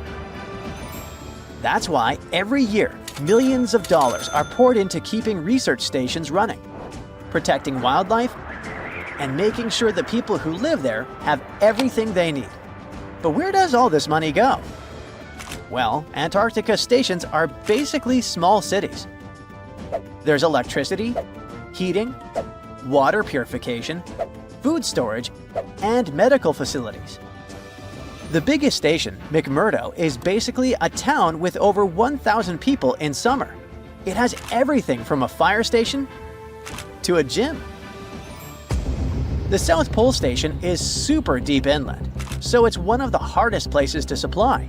Getting food and fuel there requires airplanes flying thousands of miles in extreme cold. But the internet loves a good mystery. When Google Maps revealed what looked like a massive doorway in Antarctica, conspiracy theorists went wild. People joked about everything from Bigfoot's vacation home to a secret base, or even a Star Trek spaceship hangar hidden in the ice. But there's a way simpler and less exciting explanation. It's actually a grounded iceberg, a chunk of ice that got stuck in shallow water and is now slowly melting. As ice moves across the landscape, it flows around bumps and obstacles, creating odd shapes. The process of melting, breaking apart, and refreezing can carve ice into unexpected forms. Antarctica also has incredibly strong downward-blowing winds that sculpt ice into dramatic formations over time. No secret doorway, unfortunately. And speaking of doors, for years, Ushuaia, Argentina, has been called the gateway to Antarctica, the last stop before the icy continent, the place where expeditions begin. But there's another option. Punta Arenas, Chile. Let's compare them. Ushuaia is closer to Antarctica. It's the top departure point for tourists going on cruises. But no regular flights to Antarctica. No major scientific bases operating from here. It's basically controlled by the military, which refuses to allow private flights, only commercially operated ships. Yes, Punta Arenas is further from Antarctica, but 22 countries and global organizations use it as their main base. There are regular flights to Antarctica happening there every year. Private airlines can actually operate here, making it the real air connection to Antarctica. Ushuaia may have the best location physically, but Punta Arenas actually runs the show. Argentina made a huge error in picking its Antarctic airbase. Instead of setting up a simple, accessible base at sea level, they built Marambio Base, very high on rough terrain, completely impossible to reach by land. Everything has to be flown in by helicopter, making operations slow, expensive, and frustrating. For 50 years, Argentina stubbornly stuck to this bad decision, while Chile set up efficient, well-planned bases that the world now uses. If things don't change, Ushuaia will be nothing more than a tourist stop. But what's terrifying is that Antarctica seems to be returning to its past. It's supposed to be the coldest place on Earth, but something shocking happened just recently. For the first time in recorded history, temperatures in Antarctica broke 68 degrees Fahrenheit. This continent is buried under miles of ice. Usually, temperatures there can drop to minus 112 degrees. But in the winter of 2020, scientists recorded an insane 69 degrees on Seymour Island, hotter than many places in Europe at that time. Scientists believe there are several reasons for that. First, there are changes in the way heat moves around the planet's waters. Second, melting permafrost due to the planet warming. It looks like the climate is changing faster than expected. We've all been afraid of the dark at some point in our lives, haven't we? I mean, do you remember getting tucked into bed by your mom or dad after they read you some scary fairy tale with monsters and dragons, or even dinosaurs? But just as your parents were about to turn the lights off and silently step out of your room, you remembered. What if there was something hiding under your bed? Or worse, what if some spooky creature was stuck somewhere in the closet? You could probably get up and check, but it was too dark out there.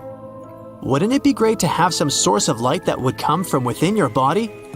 You could always use it whenever you get surrounded by darkness. Unfortunately, as humans, we aren't able to do that. But there are a bunch of creatures out there that can, in fact, light themselves up.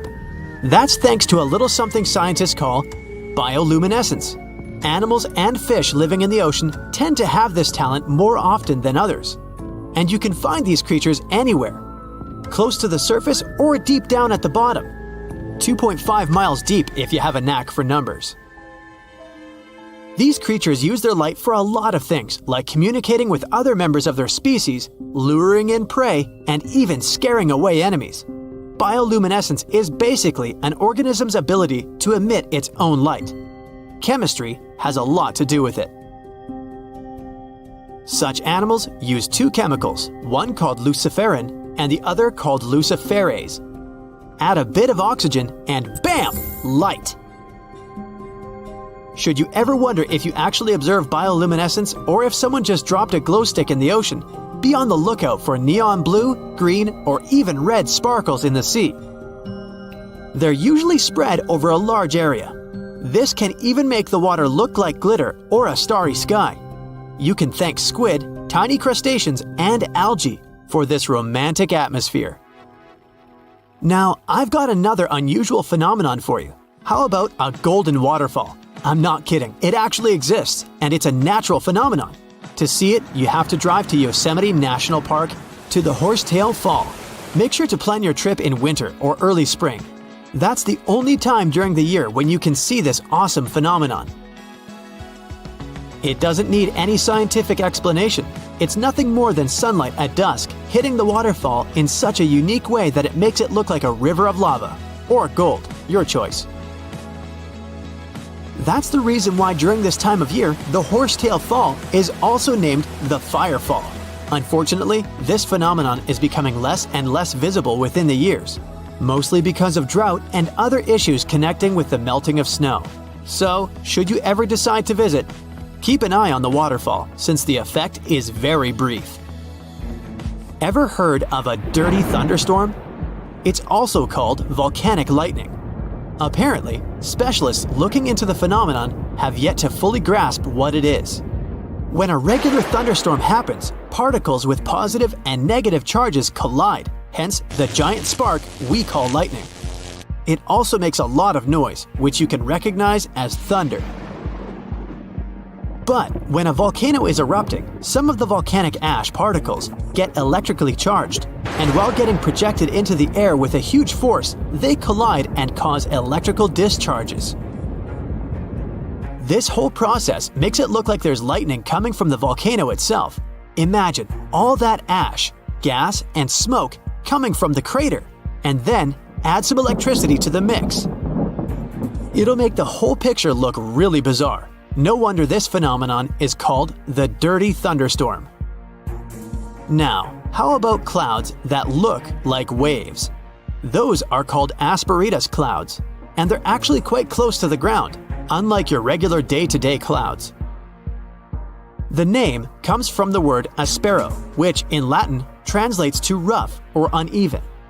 On rare occasion, you may spot such clouds when the weather is calm, but they're mostly associated with thunderstorms. These clouds appear during unstable atmospheric conditions, and surprisingly, they don't produce rain. Even though they do resemble dark storm-like clouds, they also create random patterns, tricking your eyes into thinking you're looking at the surface of the sea from under the water. Another impressive kind of cloud is called mammoth clouds. What makes them so special is a series of bulges emerging from the base of each cloud.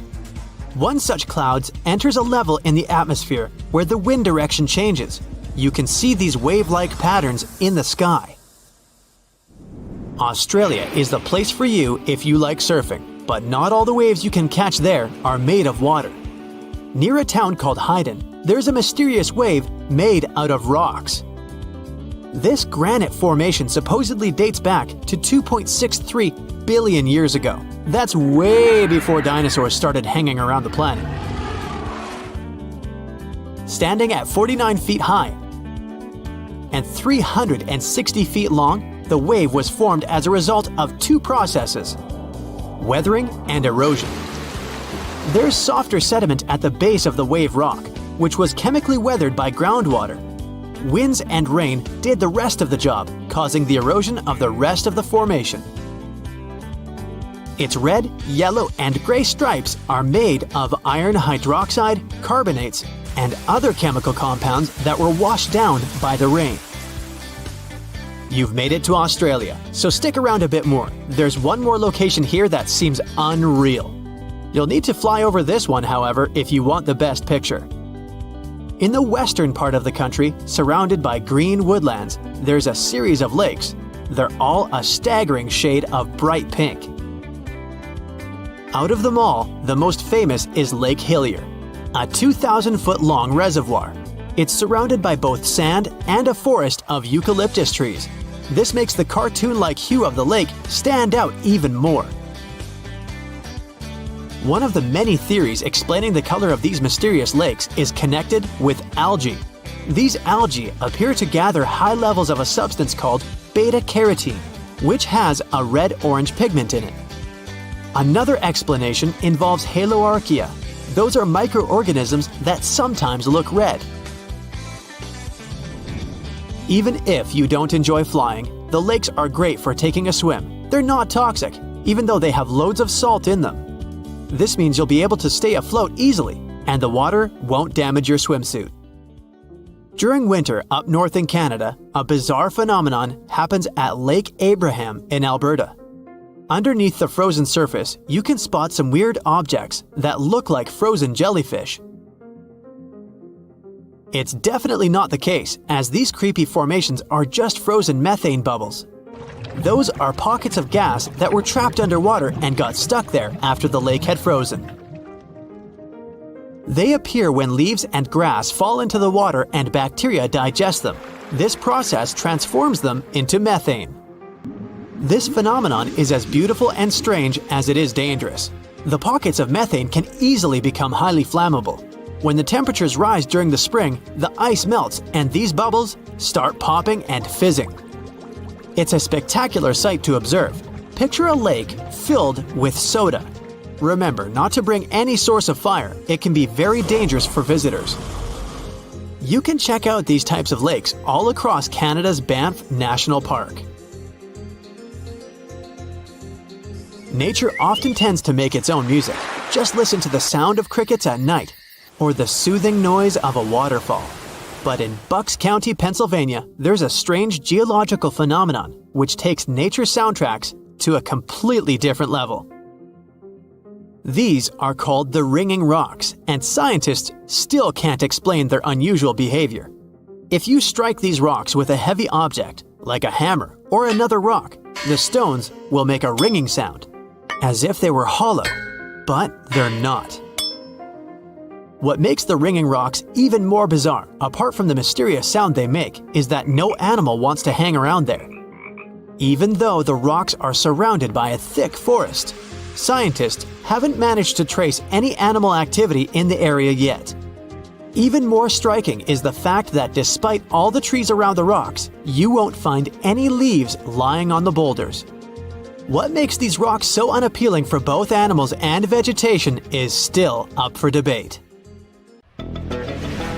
It all started out as an ordinary working day for Gary Johnson, who was driving his excavator at a quarry in Oxfordshire. He was clearing the clay when, all of a sudden, he hit a bump. It turned out to be a huge footprint, and no animal from today could have possibly left it. Then, Gary noticed another huge footprint, just 10 feet ahead, and then another one. He soon realized those could be dinosaur footprints. And he was right. There were a total of about 200 huge footprints from 166 million years ago, or the middle of the Jurassic area, crisscrossing the limestone floor. Scientists started digging at the location in June 2024. The longest trackways they found are around 500 feet long. It wasn't the first major discovery in the area. Back in 1997, they found 40 dinosaur tracks nearby while digging in a limestone quarry. This time, the team took 20,000 photos of the new prints and made 3D models using flying drones. In total, There were 5 pathways at that site. 4 of them were made by sauropods, which were huge plant-eating dinosaurs that walked on all 4 legs. Their footprints kind of look like giant elephant prints, only way bigger, because these dinos could grow up to 60 feet long, about 2 times as long as a London bus. The 5th track might have come from a Megalosaurus, a carnivore. Its footprint looks like the kind you'd see in a cartoon. It's called a tridactyl, which means it has 3 big, clear toes. Hey, just like me. Kidding. Unlike previous dinos, these guys could walk and even run on there too. Back then, the area they lived in was like a warm, shallow lagoon, and these dinosaurs squished through the mud, leaving their footprints behind. The footprints can help us learn how fast the dinosaurs moved, how they walked, how big they were, and what kind of environment they lived in. You can't learn all that from bone fossil records, which makes this discovery super important. Scientists think that a big storm helped save the prints in such great condition. It could have dumped a lot of mud on top of them, keeping them safe from being washed away. Just several months after the Oxfordshire discovery, scientists found over 260 matching dinosaur footprints more than 3,700 miles apart on different continents, in Brazil and in Cameroon. When they studied these prints, they realized they were about the same age and shape and came from the same type of land and plate tectonic contexts. Northeastern Brazil and what is now Cameroon in Africa is one of the last tiny land bridges where dinos could cross between the landmasses freely before the continent of Gondwana broke away completely, around 120 million years ago. Africa and South America started drifting apart around 140 million years ago, and the South Atlantic Ocean slowly filled the gap between them. As the land split, big basins formed, and rivers and lakes began to fill them up. The footprints were found in those very basins, on both sides of the ocean. Most of the prints were made by 3-toed theropods, which were meat-eating dinosaurs. But there were also prints from sauropods and ornithischians, who were herbivores. The plants in those river valleys fed the plant eaters, which helped build a whole food chain. And the muddy ground helped preserve the dinosaurs' footprints, just like in England. The latest footprint discovery, this time in the Scottish Isle of Skye, helped scientists learn something new about the dino habits. So far, they've found more than 130 footprints at Prince Charles Point. And it turns out that huge meat-eating dinosaurs and their plant-eating prey shared the same water here 167 million years ago. Some of the tracks were made by megalosaurs, meat-eating dinosaurs that were early relatives of the T-Rex. Others were from huge long-necked plant-eaters. Some of them were 3 times bigger than an elephant. The scientists looked closely at the footprints to figure out how the dinosaurs walked and moved around. They believe the dinosaurs were hanging out near shallow freshwater lagoons, just like animals today gather around watering holes. Another important discovery from the Isle of Skye is 2 super rare fossils that are helping scientists rewrite the whole evolution of mammals. Some shrew-like creatures today live just around 1 or 2 years, right? Well, those little guys used to stick around for 7 years or even longer. Scientists found 2 nearly complete skeletons of it on Skye. One was a grown-up and the other was a young one. To figure out how these animals lived and grew, scientists used high-tech X-ray scans to look inside the rock and check the teeth, kind of like counting tree rings to find out how old the tree is. The younger creature was still changing to adult teeth, but was already about 2 years old, which is very unusual for small animals. It lived in the area during the Jurassic period, when Skye was warm, tropical, and full of shallow seas and thick forests. Back then, these tiny and strange early mammals were just starting to appear in a world ruled by dinosaurs. But they were the beginning of the long line of mammals that would one day include cats, whales, and humans. Scientists are learning about the final days of dinos from a new fossil site in Argentina. Most of what we know about the impact of that dramatic asteroid hit comes from North America, where T-Rex and Triceratops once lived. But now, we get to see what happened further south. The team of scientists working in a local quarry found bones from hadrosaurs, which are pretty rare in South America. Long ago, this desert area was warm and full of plants like ferns and palms. There was a stream flowing through wide, flat lands, which helped bury and preserve the animals that lived there. Back in 2020, scientists were exploring the area when a paleontologist found a dinosaur foot bone. They kept looking even through heavy rain and discovered a whole group of fossils, not just from one dino, but from several of different ages, maybe even a whole herd. Another super important discovery here was a tiny mammal jaw with 5 teeth found just 2 hours after searching the site. The jaw came from a small plant-eating mammal. These creatures were about the size of a chipmunk and had very special teeth with ridges and grooves for chewing plants. This was the first time a mammal jaw had ever been found in that whole area, and it made scientists realize the site could tell them more than just dinosaur stories. The team also found a tooth from another dinosaur and a claw from a smaller predator. All the fossils found here could help answer some big scientific questions, like were the dinosaurs already slowly disappearing before the asteroid hit, like they probably did up north? And what happened to the animals that survived the asteroid hit? Several years ago, scientists found another fossil, this time encased in amber, that came back from a time when dinosaurs walked the Earth. The world looked very different, but it also had some surprising things in common with today. Back then, the night skies were also lit up by glowing fireflies, and the dinos probably watched them like we do. The amber is 99 million years old, and this special firefly is only the second one ever found from the Mesozoic era.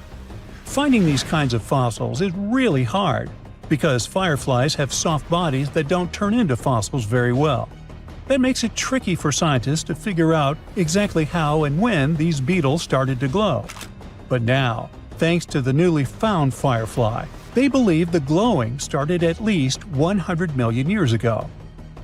The fossil helps fill in the gaps in the evolution of fireflies and their ancestors. It shows that important parts, like their glowing bellies, have stayed the same since the middle of the Cretaceous period. Now, you can't find living dinosaurs nowadays, which is a good thing, mostly, but you can still meet some creatures that might have gone to lunch with them. The frilled shark, for example, is a living fossil that comes from a family of sharks that have been around for about 80 million years. One of the coolest things about it is its long, eel-like body that can grow as long as 6 feet. It has 6 pairs of gills on its throat, which help the frilled shark breathe in the deep, cold ocean where there isn't much oxygen. The shark can move very quickly, like a snake, to catch its prey when it least expects it. Little frilled sharks take an exceptionally long time to grow, up to 3.5 years, which is one of the longest times for any animal with a backbone. The Chinese giant salamander is another living fossil that can tell you what was going on Earth around 170 million years ago. Now, when I say tell, I really mean it, as it can make sounds like hisses, whistles, and barks, and even a noise that sounds like a crying kid. The biggest Chinese salamander found so far weighed 130 pounds, as heavy as 2 Dalmatians, and was almost 6 feet long. Giant salamanders like to be alone. Hey, I want to be alone. And will chase away other salamanders from their space, except when it's time to start a family. During the day, they hide and sleep under rocks. They can make a special substance from their skin that keeps predators away. Now, gharials are reptiles that have been around for about 38 million years. They live in India and Nepal in slow-moving, muddy rivers. Sadly, there are very few gharials left in the wild, less than 100. These creatures can't control their body temperature, so they need to sunbathe to get warm or cool down in the water if they get too hot. Their eyes are close together and face forward, which helps them see in 3 dimensions and judge distances more accurately. Gharials also have a transparent third eyelid, that protects their eyes when they're underwater. They have over 100 sharp teeth, but they can't chew their food. Instead, they use their strong jaws to grab prey and then, swallow it whole. The alligator gar is a fish that has a family history of more than 100 million years. It still has some cool features from ancient times, like being able to breathe both air and water. It also has a special spiral-shaped intestine, like a shark. The alligator gar is one of the biggest and heaviest fish in North America. Just like an alligator, it has a long body and snout, plus a row of sharp teeth. But instead of legs, the gar has fins to help it swim underwater. The tuatara isn't a lizard as you might think, and isn't a dinosaur either. This New Zealand resident is one of the most unique animals in the world. Scientists love studying tuataras because they can help us understand how today's lizards and snakes evolved. One of the coolest things about the tuatara is its third eye, called a parietal eye, on its head. It has its own lens, retina, and a nerve that connects it to the brain. Scientists think it might help the tuatara know when it's light or dark outside and absorb sunlight to make vitamin D or help them keep their body temperature exactly right. Tuataras can live an extraordinarily long time, up to 100 years. Cassowaries are the youngsters on our list, as they've been around for only 60 million years. They have some things in common with dinosaurs, like their three-toed feet and how they breathe. Cassowaries love to eat fruit, lots and lots of fruit. This love of fruit helps the rainforest because when cassowaries eat the fruit, their bodies don't harm the seeds inside. As they move around the forest, they spread these seeds, you can guess how, with their own natural fertilizer, helping new plants grow. Cassowaries are big birds, about 6 feet tall and weigh over 100 pounds. They have a special claw on each foot that is 5 inches long, and they can use it to kick real fast. If they feel threatened, they can charge, kick, and even jump on someone. They can also leap up to 5 feet in the air. So, the best thing to do is stay far, far away from where they live. The order Notostraca is a group of crustaceans that you may know as tadpole shrimp or shield shrimps. These animals have been around for about 360 million years. They have a wide, flat shell that covers their head, and they have a pair of eyes on top. These creatures can be found all over the world in different kinds of water, like freshwater, brackish water, and even salty pools. They can also look different depending on where they live. Notostracans aren't picky eaters and can snack on pretty much anything, from plants to small animals and other shrimps. Some of them are considered pests in places like California rice paddies because they stir up the mud, which blocks sunlight from reaching the young rice plants. Sturgeons are some of the largest fish species on the planet. They live only in the cool waters of the northern hemisphere and never travel below the equator. Even though they are huge, sturgeons don't have teeth. They eat by sucking food off the bottom of rivers, gulfs, lakes, and oceans. Scientists believe that sturgeons came from a group of fish that first appeared around 419 million years ago, long before dinosaurs even existed. Their ancestors survived a big extinction event that wiped out 90% of all species and went on to become the largest fish in many rivers in North America and Eurasia. Sturgeons can live up to 100 years old or even older. Female sturgeons can lay up to 3 million eggs at a time, but not all of the eggs eventually turn into real fish. Our next hero, the Pacific lamprey, has successfully lived through at least 4 mass extinctions. Its ancient ancestors evolved over 450 million years ago. These creatures have cartilage instead of bones and a third eye, which is a special light-sensing organ on top of their heads. Instead of a regular jaw, they have a mouth surrounded by teeth. They latch onto prey and sup up body fluids like real underwater vampires. And although he wasn't living underwater, the story goes that King Henry I of England might have lost his life because of a lamprey. The English monarch loved this fish so much that he defied doctors' orders to stop eating its flesh. He got sick every time he'd have it, but the lack of bones and the unusual taste made the royal fall in love with it. As a result, he got some scary symptoms from eating lamprey and eventually passed away. Can you say clueless? The elephant fish, also called the Australian ghost shark, has been on Earth for around 400 million years. Even though they're related to sharks, they aren't actually sharks. Instead of bones, their bodies are made entirely of cartilage. These fish have a special shiny tissue in their eyes that can make their eyes look like they change color from yellow to green. Elephant fish can be pretty tough and will fight back if they feel threatened. They like to be alone and usually don't hang out with other fish. Horseshoe crabs also deserve the title of survival champs, as they've been around even before dinosaurs, since 450 million years ago. 4 species are still roaming the ocean from Maine all the way to Mexico. Horseshoe crabs are more like spiders than ticks than they are like real crabs. They have 9 eyes, plus extra light sensors near their tails, so they can see really well. They breathe underwater using flap-like gills near their belly, and sometimes they use these gills to swim upside down.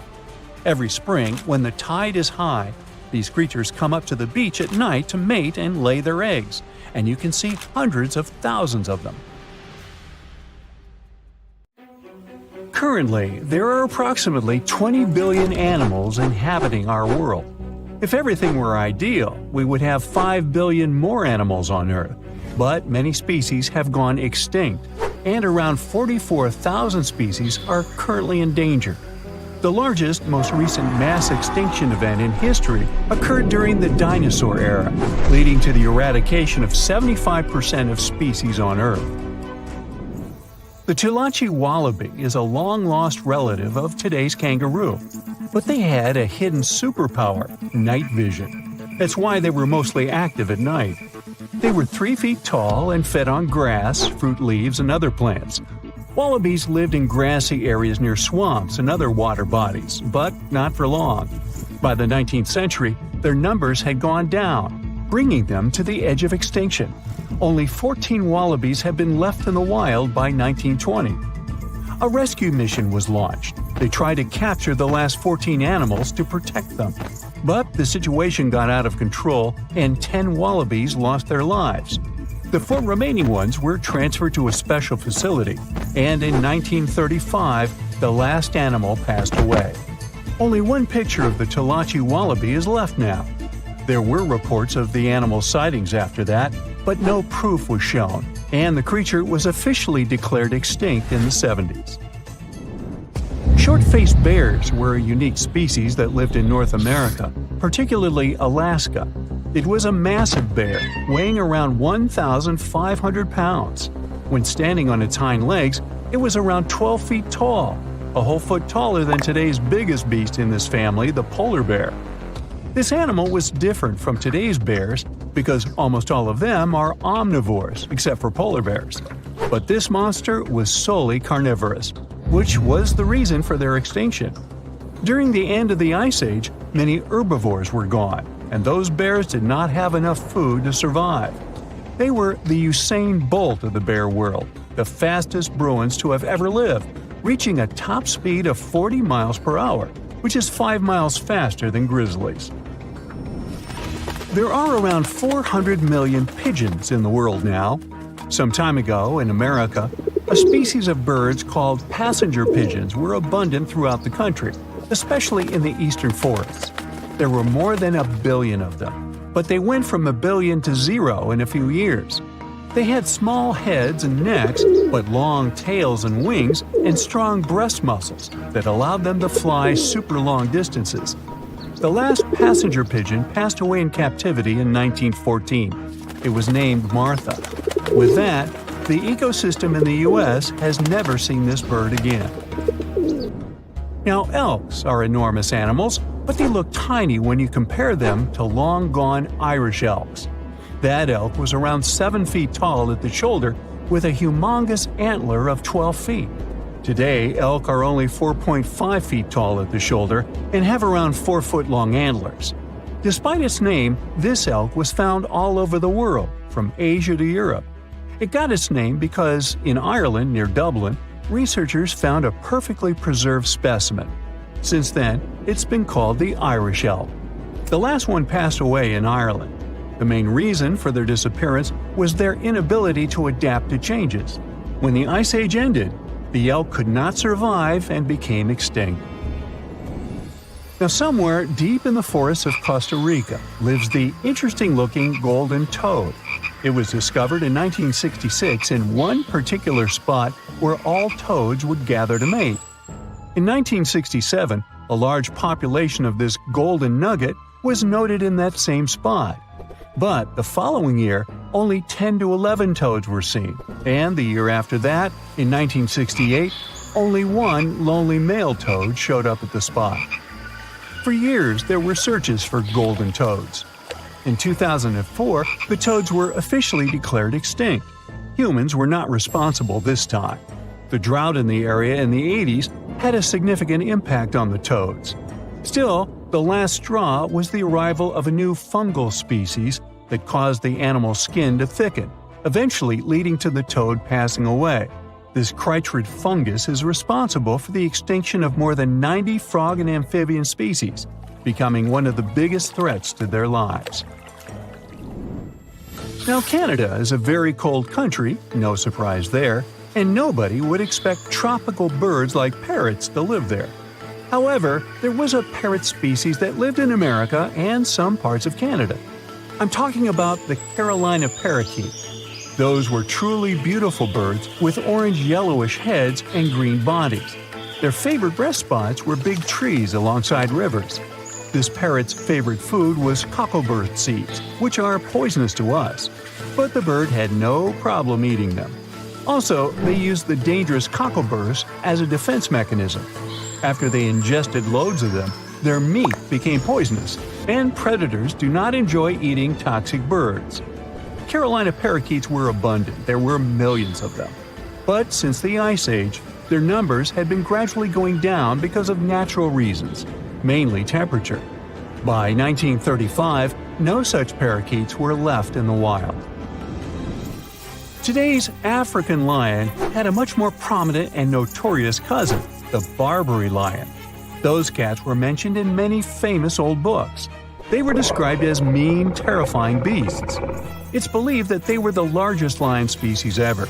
Those big cats weighed around 600 pounds and were 9 feet from the head to tail. Unfortunately, this lion was declared extinct in the 90s due to many factors. Today, we only have one photo of this animal taken from a plane. Paradise parrots were native to Australia. They were genuinely amazing birds with captivating colors. What was unique about them was their nesting habits. They only nested in termite mounds. This parrot was always on the edge of extinction, and the reason for that is still unknown. Mice, rats, and other animals also hunted them, and it added fuel to the fire. The last bird was spotted in the year 1972.